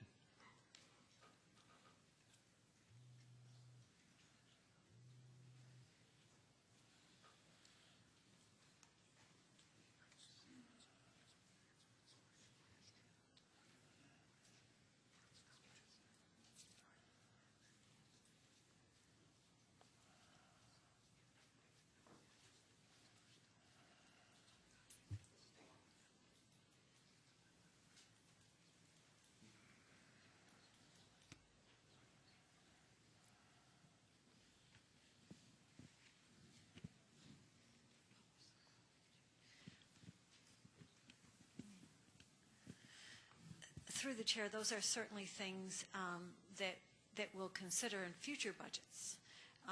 Any and all mandated costs, I think, are appropriate to be classified as such. So, as we discussed previously, I think in an answer to Legislator Andrews' question, the development of the budget is an evolutionary process, and as we find things that can be improved or better clarified, we will take steps to do so. And expenses such as workers' comp or unemployment insurance, we may look at and assess and determine in the future that we would consider those mandated costs. However, I would add that we do have some level of local control over those costs. Unemployment, based on who we determine to have leave our employment, and workers' compensation, we can impact those costs. We cannot impact retirement or FICA costs on a local basis, through the chair. Well, what fascinates me is that originally the county voluntarily joined both the state pension system and the Social Security system. Social Security is not mandated for state and local employees. Now, it was when, in fact, initially, state and local employees weren't eligible for Social Security. During the Eisenhower administration, they made it electable, and New York State and most, in fact, I guess all the local governments elected to join, but they weren't forced to. But my real concern is, through you, Mr. Chairman, that using this logic, virtually everything we pay for in the budget, and I mean everything, is mandated. For example, at the community hospital, the cost of food becomes a mandated expense, because once we open a hospital, I assume there's some kind of a state regulation that says we have to feed the patients. I mean, this is an endless road in which we might just as well say 100% of the budget is, I mean, for every single employee, we have to pay them at least $7.50 for a minimum wage. Does that mean that when we hire a laborer in the Parks Department, that $7.50 per hour of their cost is a mandated cost? I mean, it's a slippery slope. But my last question, to move on, has to do with pension costs. The last page in the budget book, page 820, says that pension costs will be $23.8 million in 2011. We have attempted to add up all of the pension costs object codes throughout the budget, and we come up with a total in the pension cost object codes of $19.5 million, or a difference of $4.3 million. What is that? Why is there a difference of $4.3 million? Through the chair, the addition of those costs shouldn't add to the $19 million. You should be getting a higher amount than that. In addition to those pension costs that might be apparent, this figure here, the 23.8, would also include our payment on previously amortized pension. Would also include what? Payment on previously amortized pension costs. Okay. On page 406 in the budget, there's a statement, and I quote, "Monroe County has been able to moderate the impact of this huge growth by opting to amortize a portion of these pension costs," end of quote. What does that mean? Through the chair, that means that we opted into the state program to amortize pension costs that increase above 9.5% for 2011. So the figure on the last page of 23.8 million, is that at the 9.5% cap, or is that the real number?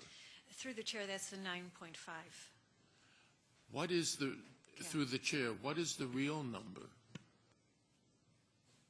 How much are we being billed? Through the chair, the pension cost for 2011 is projected at $28 million. And in addition to that, then we have that payment for previously amortized pension costs.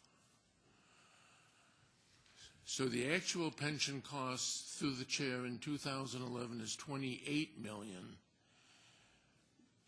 We're going to pay $23.8 million. Is that what I understand? Through the chair, that's correct. And the remaining nearly $5 million we're going to defer to future years? Through the chair, as I said, that 23.8 includes a payment for previously amortized pensions. So in general terms, we have a $22 million pension bill for 2010 because of the amortization. The bill would have been 28, so we're going to amortize approximately $6 million. So through you, Mr. Chairman, the bill that we pay on February, I guess it's February 15th, is it, or February 1st of next year will be $23.8 million.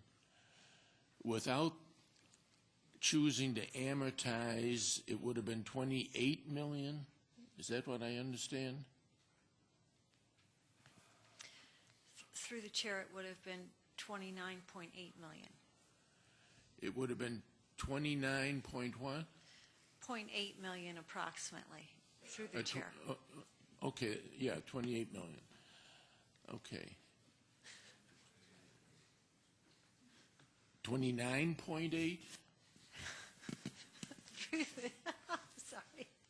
Through the chair, yes, 29.8. It's Okay. 28 plus another 1.8 to pay for prior amortized pension costs. So the bill we would have paid next February 1st is 29.8 plus 1.8? Through the chair, it's 28 plus 1.8 Totaling For a total of 29.8. Okay, gotcha. Okay. Now, with the little, through the chair, with the little understanding I have of the state law, does the county legislature have to authorize that deferral? Through the chair, no. No. What is the interest rate that we will pay on the deferral? Through the chair, 5%. So we're deferring roughly $6 million to be paid off in future years, and we're going to accrue interest on that at the rate of 5%. Is that what I understand? Through the chair, that's correct.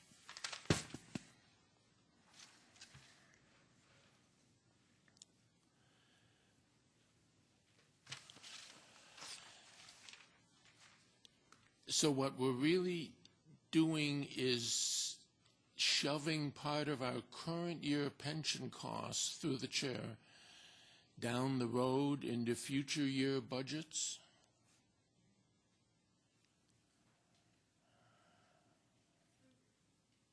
Through the chair, what we're doing is moderating the impact of the significant pension increase between 2010 and 2011 and protecting the taxpayers of this Right. community.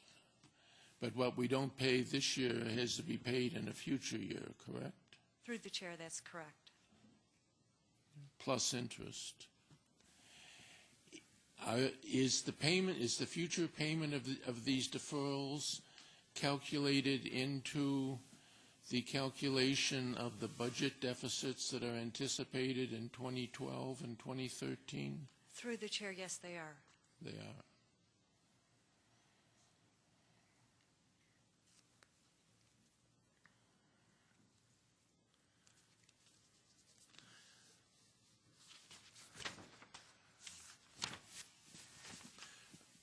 I have no further questions, Mr. Chairman, and I'd like to thank the county staff for their cooperation and forbearance in this process.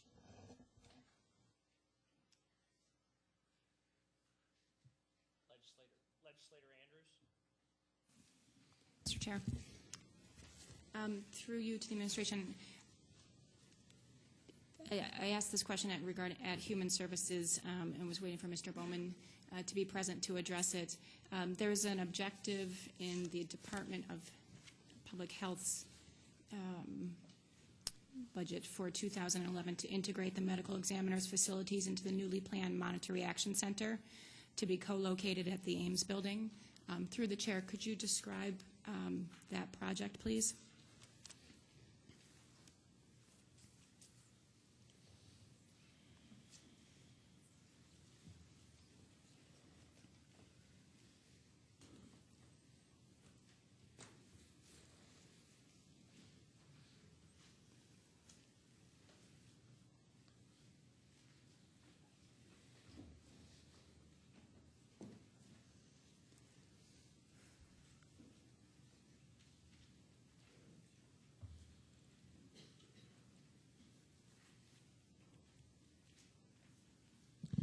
Through the chair, the temporary monitoring and reaction center is being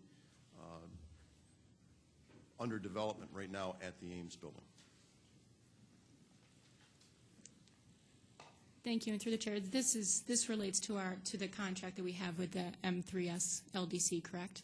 Through the chair, that is correct. Thanks. And what is a Monitor Reaction Center, through the chair?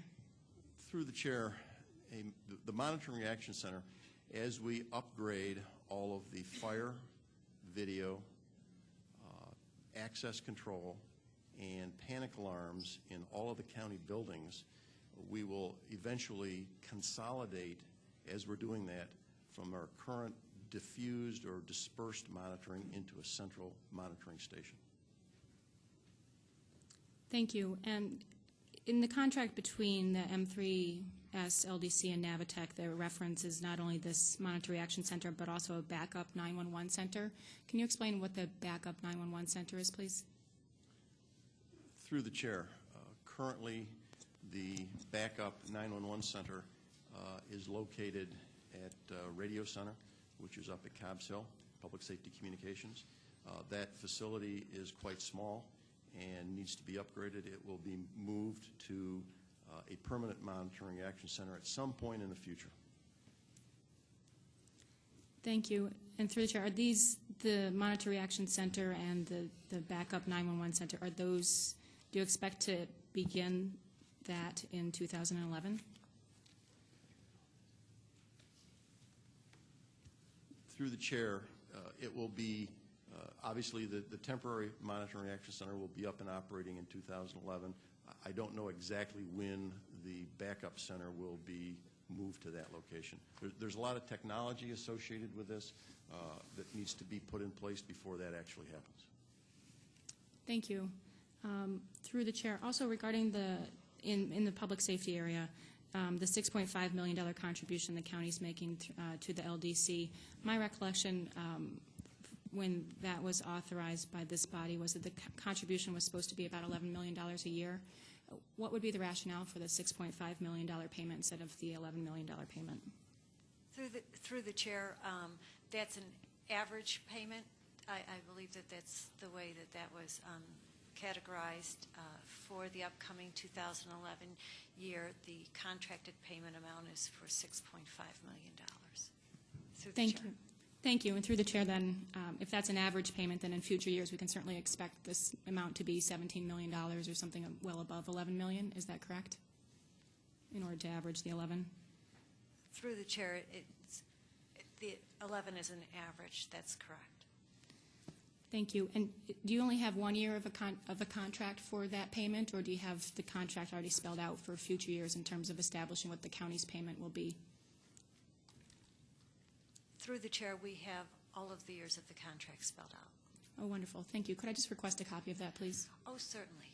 Thanks. Through the chair. Also, through the chair, when we discussed that referral, my recollection was that it was reported that we should see about $500,000 in annual savings by entering into the contract with M3S. Could you detail where in the public safety budget we would find the $500,000 of savings this year?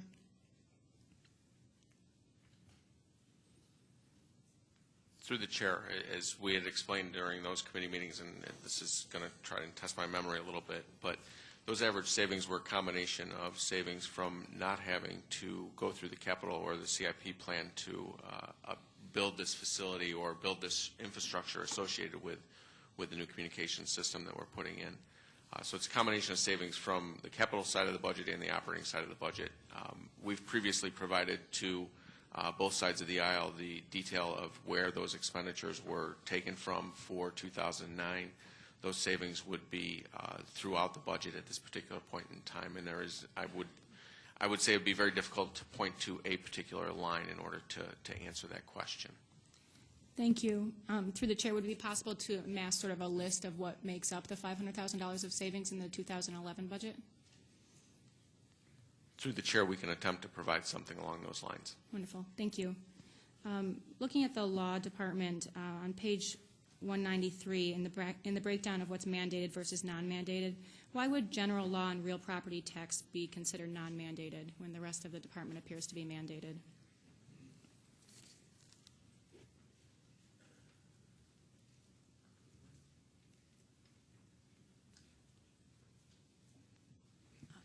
Through the chair,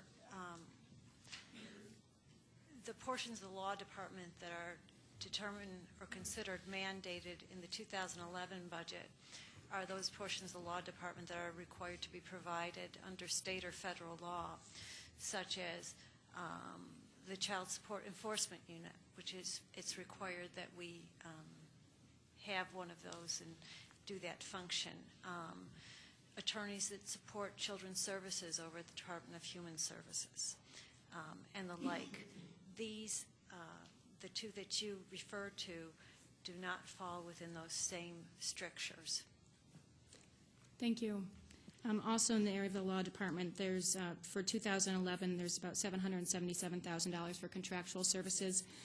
Could I request the list of the legal services contracts and the amounts that go to the individual firms, please? Through the chair, certainly.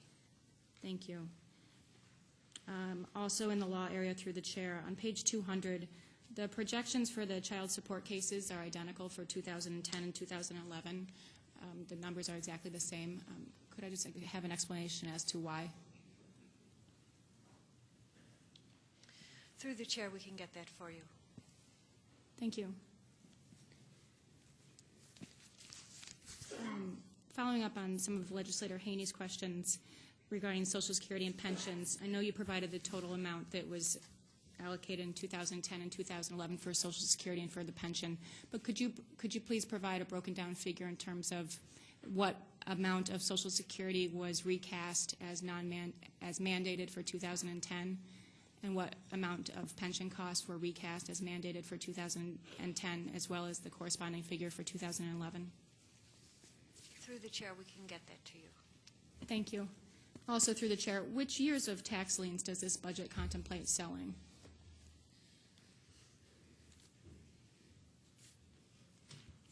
Through the chair, the tax liens contemplated selling in this budget are 2008, 9, 10, and 11. Thank you.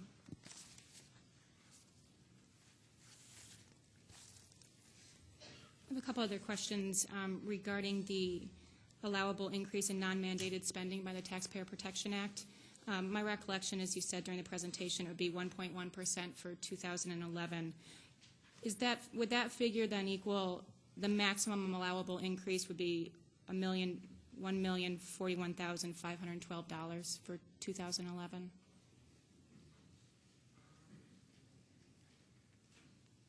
Through the chair, I haven't done that calculation, but if you have, I'll rely on that.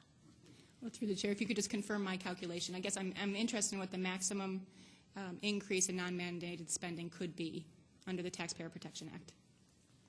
Well, I'll do that, and I can get that back to you. Thank you.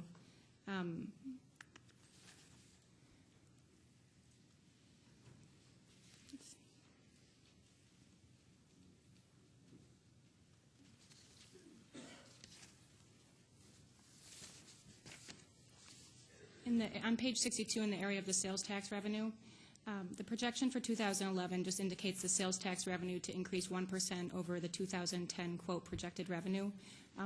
Through the chair, what is 2010's projected revenue?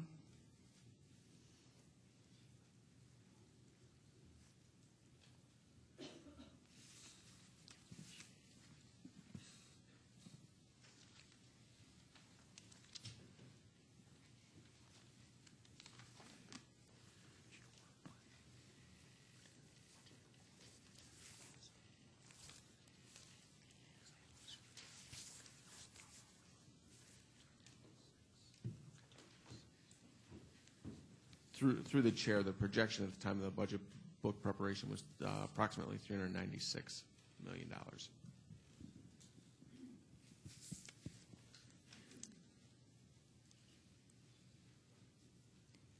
Thank you.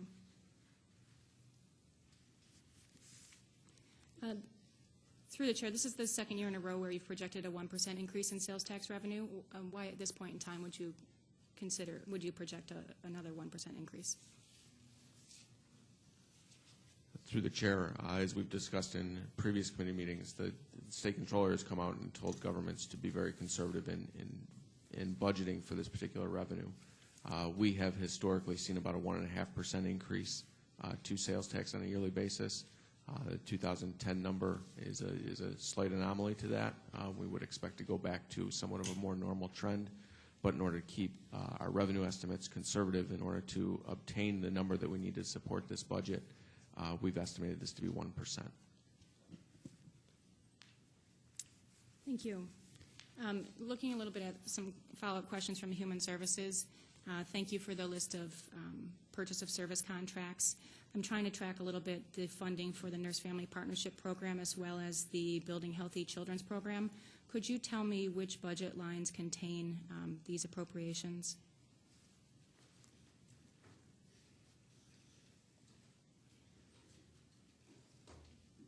Through the chair, I'm going to have to get back to you with specific budget lines. Thank you. Through the chair, looking at just on the information that you did provide to me, it appears that the Building Healthy Children program is also receiving a cut of about $175,000. Is that correct? And if so, what would be the rationale for that cut?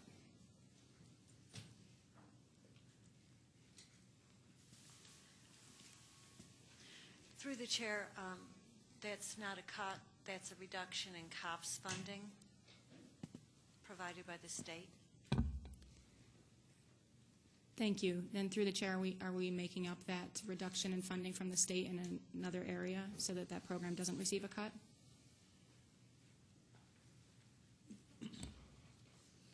Through the chair, at this time, we don't contemplate that. Thank you.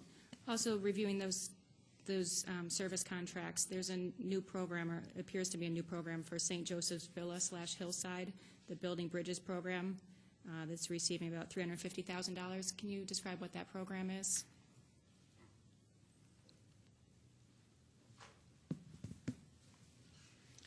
Through the chair, the Building Bridges program is a juvenile justice alternatives to detention funded program through Office of Children and Family Services. Thank you. And through the chair, is there a reason why it's appearing for the first time in 2011? Through the chair, it's the first time we've received the money. Thank you. Also in Human Services, I brought up the appearance of decreased funding for domestic violence programs, and my recollection of the response was that the allocation isn't actually decreasing, it's just to be more in line with what's been spent in the past few years in those areas. But I went back to look over the past 3 years of purchase of service contracts, and the amount has been consistent until 2011. And I haven't had any time to reach out to those agencies at this point in time, but if that funding had been overstated in previous years, it's been consistently overstated for at least 3 years, why at this point in time would that number go down? Through the chair.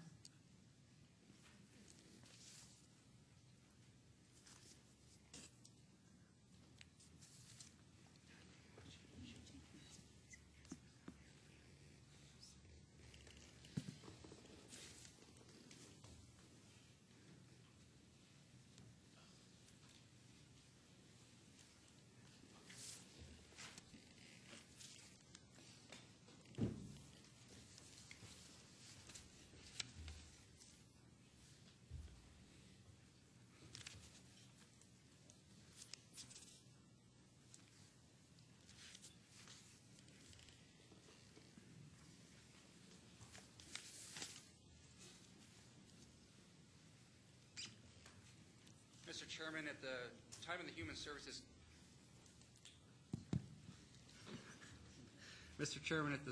of the Human Services Committee meeting, the question on domestic violence services was being asked within the context of purchase of service agreements. At that time, my response was, in 2010, the actual expenditures for purchased domestic violence services was coming in significantly under the 2010 budget, and the 2011 budget reflected that decreased expenditure.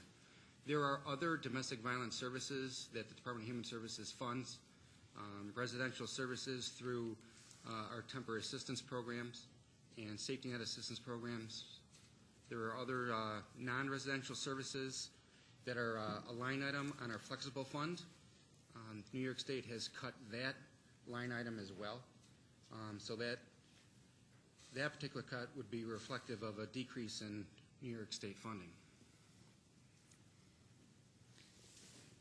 Thank you. I guess I'm not quite sure if I understand, but if I'm looking at the information you provided to me through the chair, it appears in the money that the contract to alternatives for battered women is decreasing by at least $30,000, $60,000. Is that accurate then?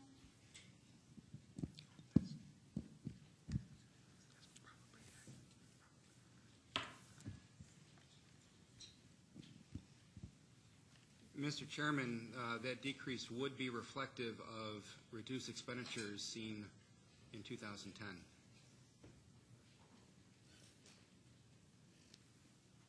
I guess if I could just ask you to explain that a little bit then to me. So is the agency comfortable with this? I mean, does ABW realize that on paper at least it appears that they've lost $60,000 of funding? Mr. Chairman, Alternatives for Battered Women, ABW, as they're commonly known, isn't really losing any money. Our contract for residential services with them, by state law, we are mandated to put a dollar amount ceiling on all our contracts. However, the actual expenditures paid to ABW are driven by utilization. In the category of aid for any individual seeking ABW residential services, drives the drives the type of funding. So it would either be temporary assistance, which is in one area of the budget. It would be purchase of service funding under another line item of the budget.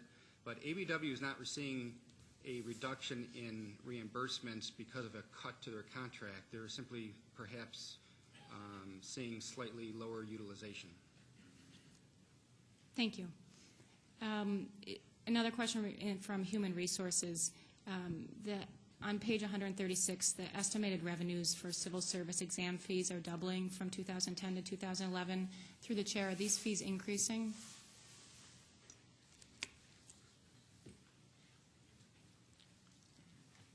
Through the chair, are you referring to Human Resources? Yes, sorry, Human Resources. Through the chair, those fees are increasing due to an online application ability that is available in 2011, so that the Human Resources Department expects to see increased activity and increased revenue. Thank you. Through the chair, could I request a copy of all the fees in the Human Resources Department for both 2010 and 2011? Through the chair, yes, you can. Thank you. That's all I have at this point in time.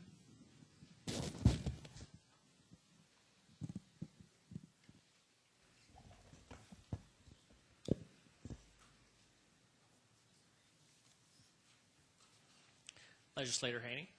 I do promise this is my last question. On the fair plan settlement with the school districts, it would appear, trying to pull the numbers together, that there's $7.1 million budgeted for next year's payment under the fair plan settlement. Is that correct? Through the chair, that's correct. And that's the same amount that was budgeted for 2010. Is that correct? Through the chair, that's correct. Since we've made the first payment, namely last January, wouldn't this January's payment be less because the interest would be down, having already paid off $7 million? Through the chair, in a simple calculation of it, you would expect that, yes. But if you remember the initial year of the payment, the interest rate was higher than what the interest rate will be in the second year. If you remember, that was a floating interest rate for that payback period, and we are at the floor of that payback interest rate at this point in time, whereas in 2010 we were not. Through you, Mr. Chairman, I assume we know at this point what the actual amount due January 2nd is going to be? Through the chair, that's $7.1 million. So we are going to owe them 7.1 on January 2nd? Through the chair, that's correct. What a coincidence. Thank you.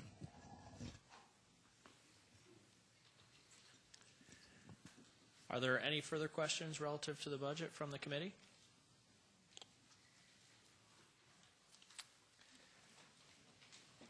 There being none, the next item is the approval of the minutes. You have the minutes from the October 27, 2010 meeting of the Ways and Means Committees in your folder. They will stand approved unless the clerk is notified of any changes by the end of the day. Next item is new business. Referral 10-323, authorize a contract. Moved by Legislator Yolovich, seconded by Legislator Barker. Are there any questions? There being none, all those in favor, please signify by saying aye. Any opposed? Item carries. Next item. Referral 10-324, acceptance of a Moved by grant. Legislator Barker, seconded by Legislator McCann. Any questions? Being none, all those in favor, please signify by saying aye. Any opposed? Next item. Referral 10-325, acceptance Moved by of legislator grant. McCann, seconded by legislator Quattro. Any discussion? There being none, all those in favor, please signify by saying aye. Any opposed? Item carries. Referral 10-326, amend resolution. Moved by legislator Quattro, seconded by legislator Tucciarello. Are there any questions on this referral? There being none, all those in favor, please signify by saying aye. Any opposed? Item carries. Referral 10-327. Moved by acceptance. legislator Tucciarello, seconded by legislator Yolovich. Is there any discussion? Legislator Haney. Backlog. Is our backlog growing or decreasing, or how are we doing on backlog? DNA backlog.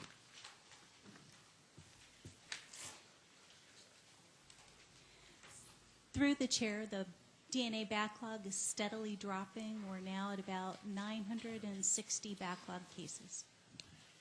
So you have 900 unprocessed samples now, is that? Through the chair, that is correct. Okay, and that's down from what? That's down from 1,000 earlier this year. Okay, and through you, Mr. Chairman, I assume we can expect that that will continue to drop, especially when we move into the new building? Through the chair, that is my expectation as well. Thank you. Is there any other discussion? There being none, all those in favor, please signify by saying aye. Any opposed? Item carries. Next item. Referral 10-328, acceptance of a Moved by grant. legislator Yolovich, seconded by legislator Barker. Is there any discussion? All those in favor, please signify by saying aye. Any opposed? Item carries. Referral 10-329, acceptance Moved by of a legislator grant. Barker, seconded by legislator McCann. Any discussion? Legislator Haney. Through you, Mr. Chairman, is there any duplication between this system and the communication system, the fiber optic network that we've installed in the Pure Waters tunnels?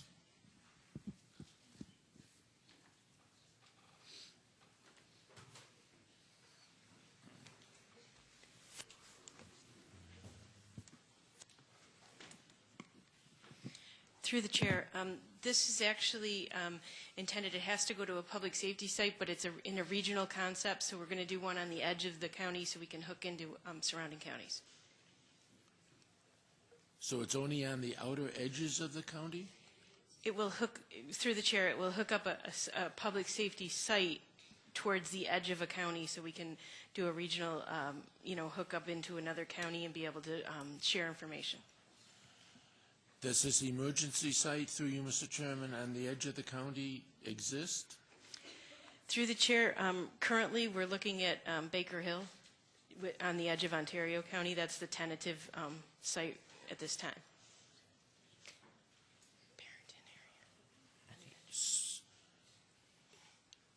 So this system doesn't use our own fiber optic network at all? Through the chair, this will supplement what we're doing now and move ahead to be able to hook up into the other counties. So through you, Mr. Chairman, this is primarily aimed at connecting in the other counties?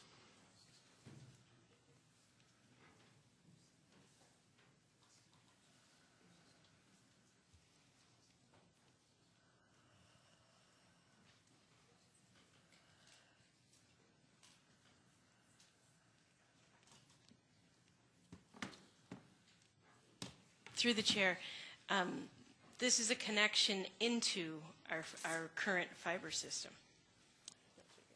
With the other counties? Through the chair, that will provide, it will be right on the edge, so it will be easy to hook up into the surrounding county.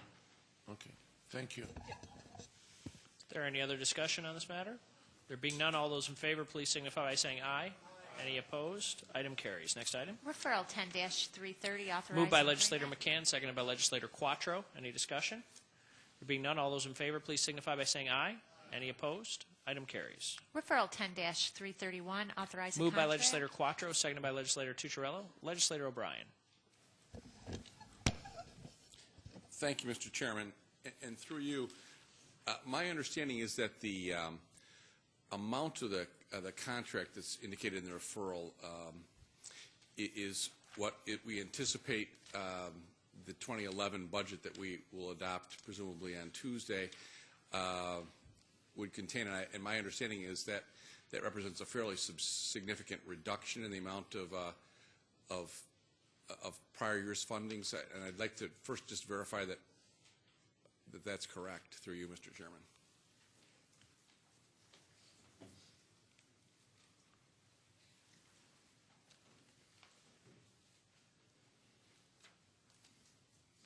Through the chair, this referral reflects the reduction in services that is in the proposed 2011 budget. Yes. Thank you. And through you, Mr. Chairman, many of us believe, and perhaps we will convince enough legislators to amend the pretrial services programming, but that effective pretrial programming is really an investment that can result in significant savings throughout the jail and the criminal justice system. And if wisdom, in my view, prevailed, and we were able to restore funding between now and budget night. With respect to, I think we need to authorize the contract because they do good work and we need to continue it. If in fact the budget number goes up, could we either amend this contract or enter an additional contract if wisdom does prevail and we do the prudent thing and restore funding here?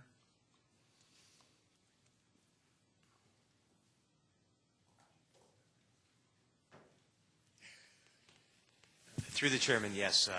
If that were to occur, the current referral or contract could be amended.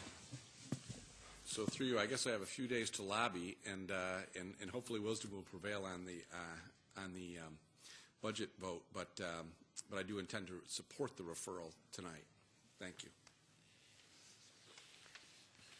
Leader Quattro. Through you, Mr. Chairman, to the administration, perhaps we can save Legislator O'Brien some legwork, and you can explain why we've seen the reduction and maybe perhaps why the costs have shifted from pretrial services towards other programs.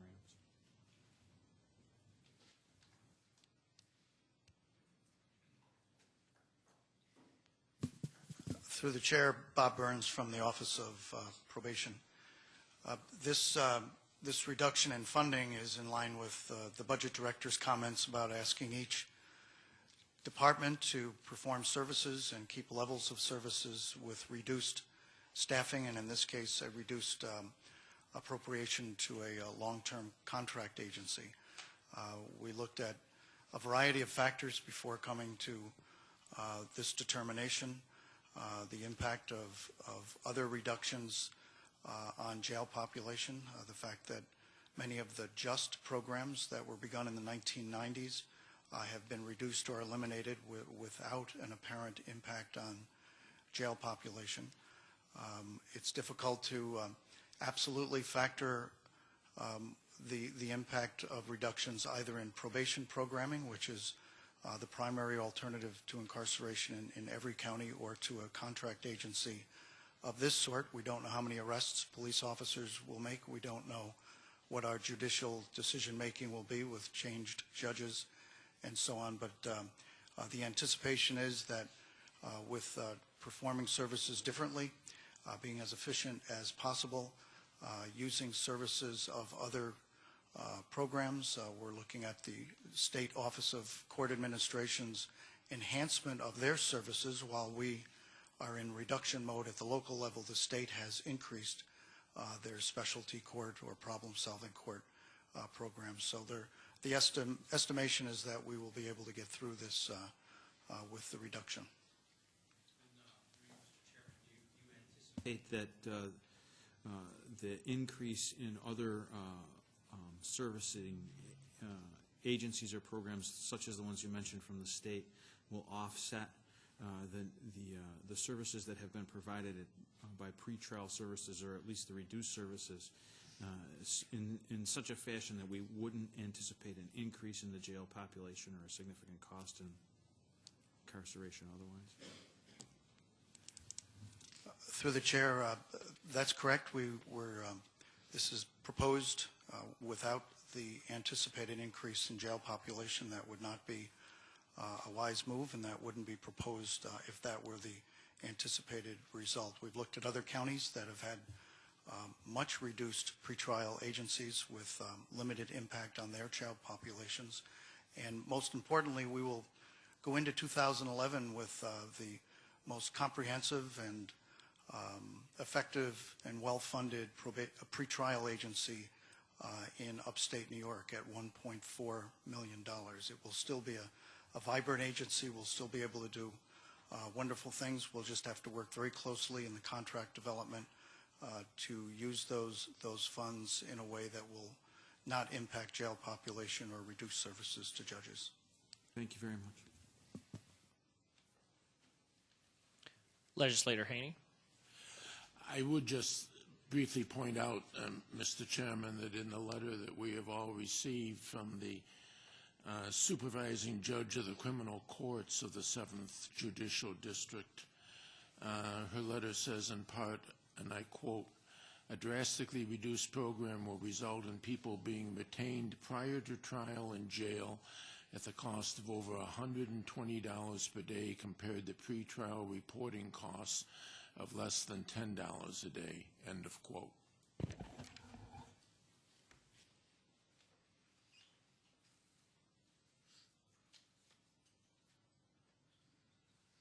Is there any other discussion on this matter? There being none, all those in favor, please signify by saying aye. Any opposed? Item carries. Next item. Referral 10-332, authorize a Moved by contract. Legislator Tucciarello, seconded by Legislator Yolovich. Any discussion? Being none, all those in favor signify by saying aye. Any opposed? Item carries. Next item. Referral 10-333, amend resolution. Moved by Legislator Yolovich, seconded by Legislator Barker. Any discussion? There being none, all those in favor, please signify by saying aye. Any opposed? Item carries. Referral 10-334, authorize Moved by a joint- Legislator Barker, seconded by Legislator McCann. Legislator Haney. Through you, Mr. Chairman, the $579,000 figure that is cited here, is that for the full 5-year period? In other words, is the amount $116,000 a year, or is it $579 every year? Through the chair, that would be the total for all 5 years. So it's about $116 per year?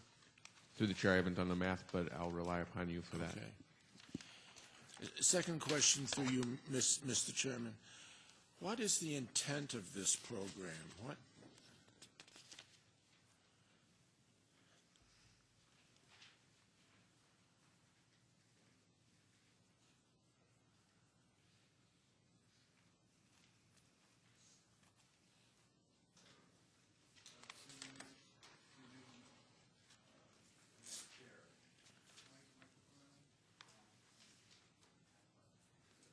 I'm sorry.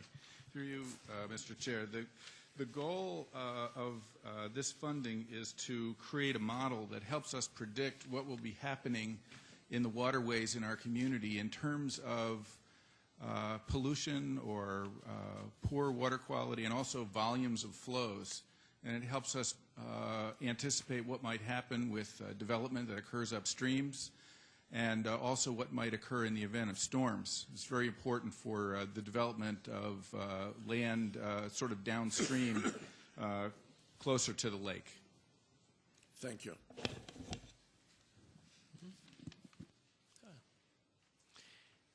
Any other discussion? There being none, all those in favor, please signify by saying aye. Any opposed? Item carries. Next item. Referral 10-335, accept. Moved by Legislator McCann, seconded by Legislator Quattro. Is there any discussion? There being none, all those in favor, please signify by saying aye. Any opposed? Item carries. Referral 10-336, accept. Moved by Legislator Quattro, seconded by Legislator Tucciarello. Is there any discussion? Being none, all those in favor, please signify by saying aye. Any opposed? Item carries. Referral 10-337, acceptance Moved of by a grant. Legislator Tucciarello, seconded by Legislator Yolovich. Any discussion? Being none, all those in favor, please signify by saying aye. Any opposed? Item carries. Referral 10-338, amend resolution. Moved by Legislator Yolovich, seconded by Legislator Barker. Is there any discussion? Being none, all those in favor signify by saying aye. Any opposed? Item carries. Next item. Referral 10-339, acceptance Moved of by a grant. Legislator Barker, seconded by Legislator McCann. Any discussion? Legislator Andrews. through you to the administration. How many people has this program helped over the past 12 years, please?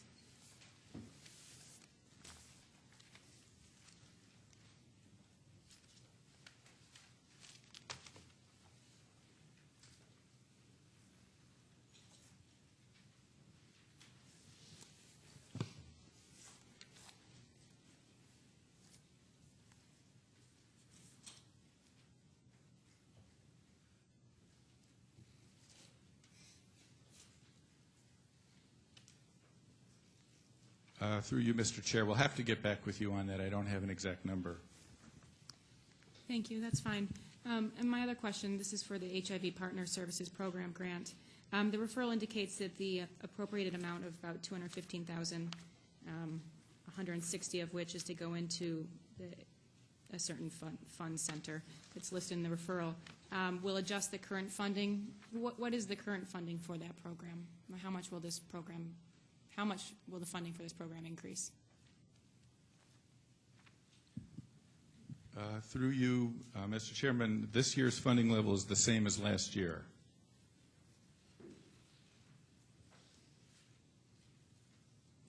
Through the chair, I may not have stated my question very clearly. I'm just reading one of the last sentences on the third to last paragraph that says the appropriated amount will adjust the current funding to that established by the grant. To me, it implied that there was already some funding for this program. This is an additional amount of funding, but I could easily be reading that wrong. I guess I'm just curious to see what is the total amount of money that we spend on the HIV Partner Services Program grant, or for other programs in that fund center. Through the chair, I apologize. Could you repeat that question? Sure. The referral indicates that this appropriated amount of this referral will adjust the current funding to that established by the grant. And so my question is, what is the total amount now that this referral brings the funding for this program up to? Through the chair, it brings it up to the $214,000. We're adding the $159,000 at this point in time in the grant's budget. Okay. Thank you. Any other discussion? There being none, all those in favor, please signify by saying aye. Any opposed? Item carries. Next item. Referral 10-340, acceptance. Moved by Legislator McCann, seconded by Legislator Quattro. Any discussion? Being none, all those in favor signify by saying aye. Any opposed? Item carries. Referral 10-341, acceptance. Moved by Legislator Quattro, seconded by Legislator Tucciarello. Is there any discussion? Being none, all those in favor, please signify by saying aye. Any opposed? Item carries. Referral 10-342. Moved by Legislator Tucciarello, seconded by Legislator Yolovich. Any discussion? Legislator Andrews. Thank you, Mr. Chair. Through you to the administration, could I just request a breakdown of the individual contracts and funding amounts on this referral? Yes, we'll be happy to provide that through you, Mr. Chairman. Thank you. Any other discussion? There being none, all those in favor, please signify by saying aye. Any opposed? Item carries. Next item. Referral 10-343, authorized. Moved by Legislator Yolovich, seconded by Legislator Barker. Any discussion? Being none, all those in favor, please signify by saying aye. Any opposed? Item carries. Next item. Referral 10-344, authorize a contract. Moved by Legislator Barker, seconded by Legislator McCann. Any discussion? Being none, all those in favor, please signify by saying aye. Any opposed? Item carries. Next item. Referral 10-345, authorize Moved by Legislator McCann, seconded by Legislator Quattro. Any discussion? All those in favor, please signify by saying aye. Any opposed? Item carries. Next item. Referral 10-347, amend the 2010 capital budget. Moved by Legislator Quattro, seconded by Legislator Tucciarello. Legislator Haney. Through you, Mr. Chairman, what is an SAP upgrade? Is this your computerized accounting system? Through the chair, it's the accounting and HR system, yes. Accounting and human resources. Okay. And this is like a periodic, what do they do, come out with releases periodically? Through the chair, that's correct. Okay.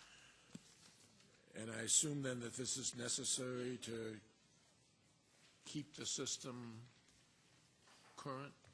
Keep the system moving along and keep it current, yes, that is correct. Any other discussion?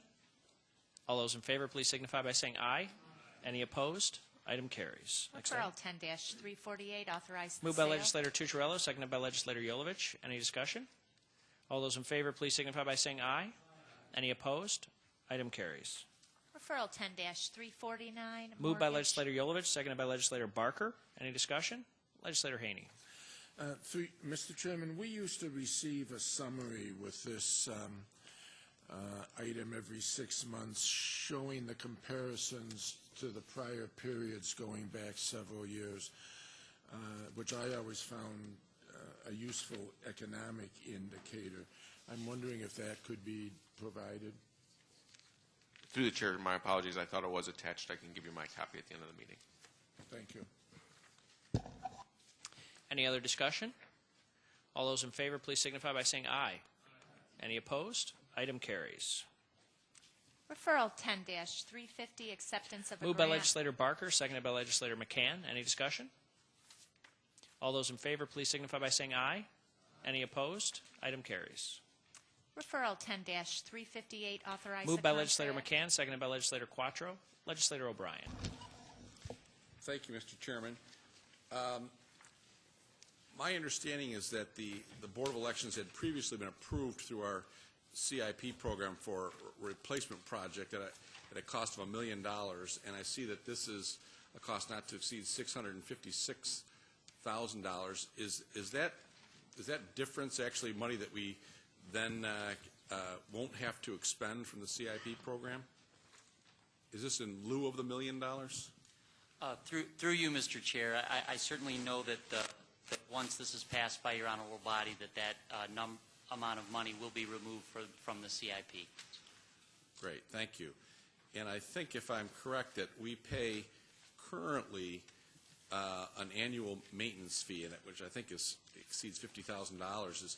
Is the new contract amount include maintenance of the current system? Through you, Mr. Chair, yes, it does. Great, thank you. Is there any other discussion? There being none, all those in favor, please signify by saying aye. Any opposed? Item carries. Referral 10-359, adoption Moved by of legislator determination. Quattro, seconded by legislator Tucciarello. Any discussion? All those in favor, please signify by saying aye. Any opposed? Item carries.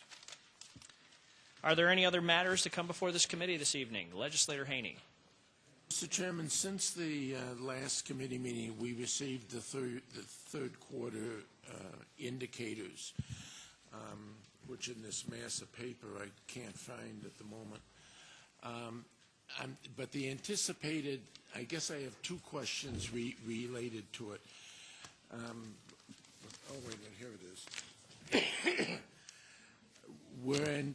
Do I read this properly, that we're anticipating that we'll end the year, that the budget will end the year someplace between 1.8 and 8.2 million in deficit?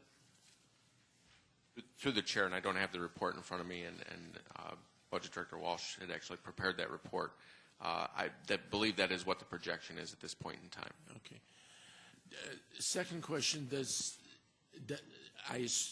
would I be safe to assume, through you, Mr. Chairman, that this includes the fact that we won't be collecting the 1.4 or whatever it is in Frontier Field rent this year?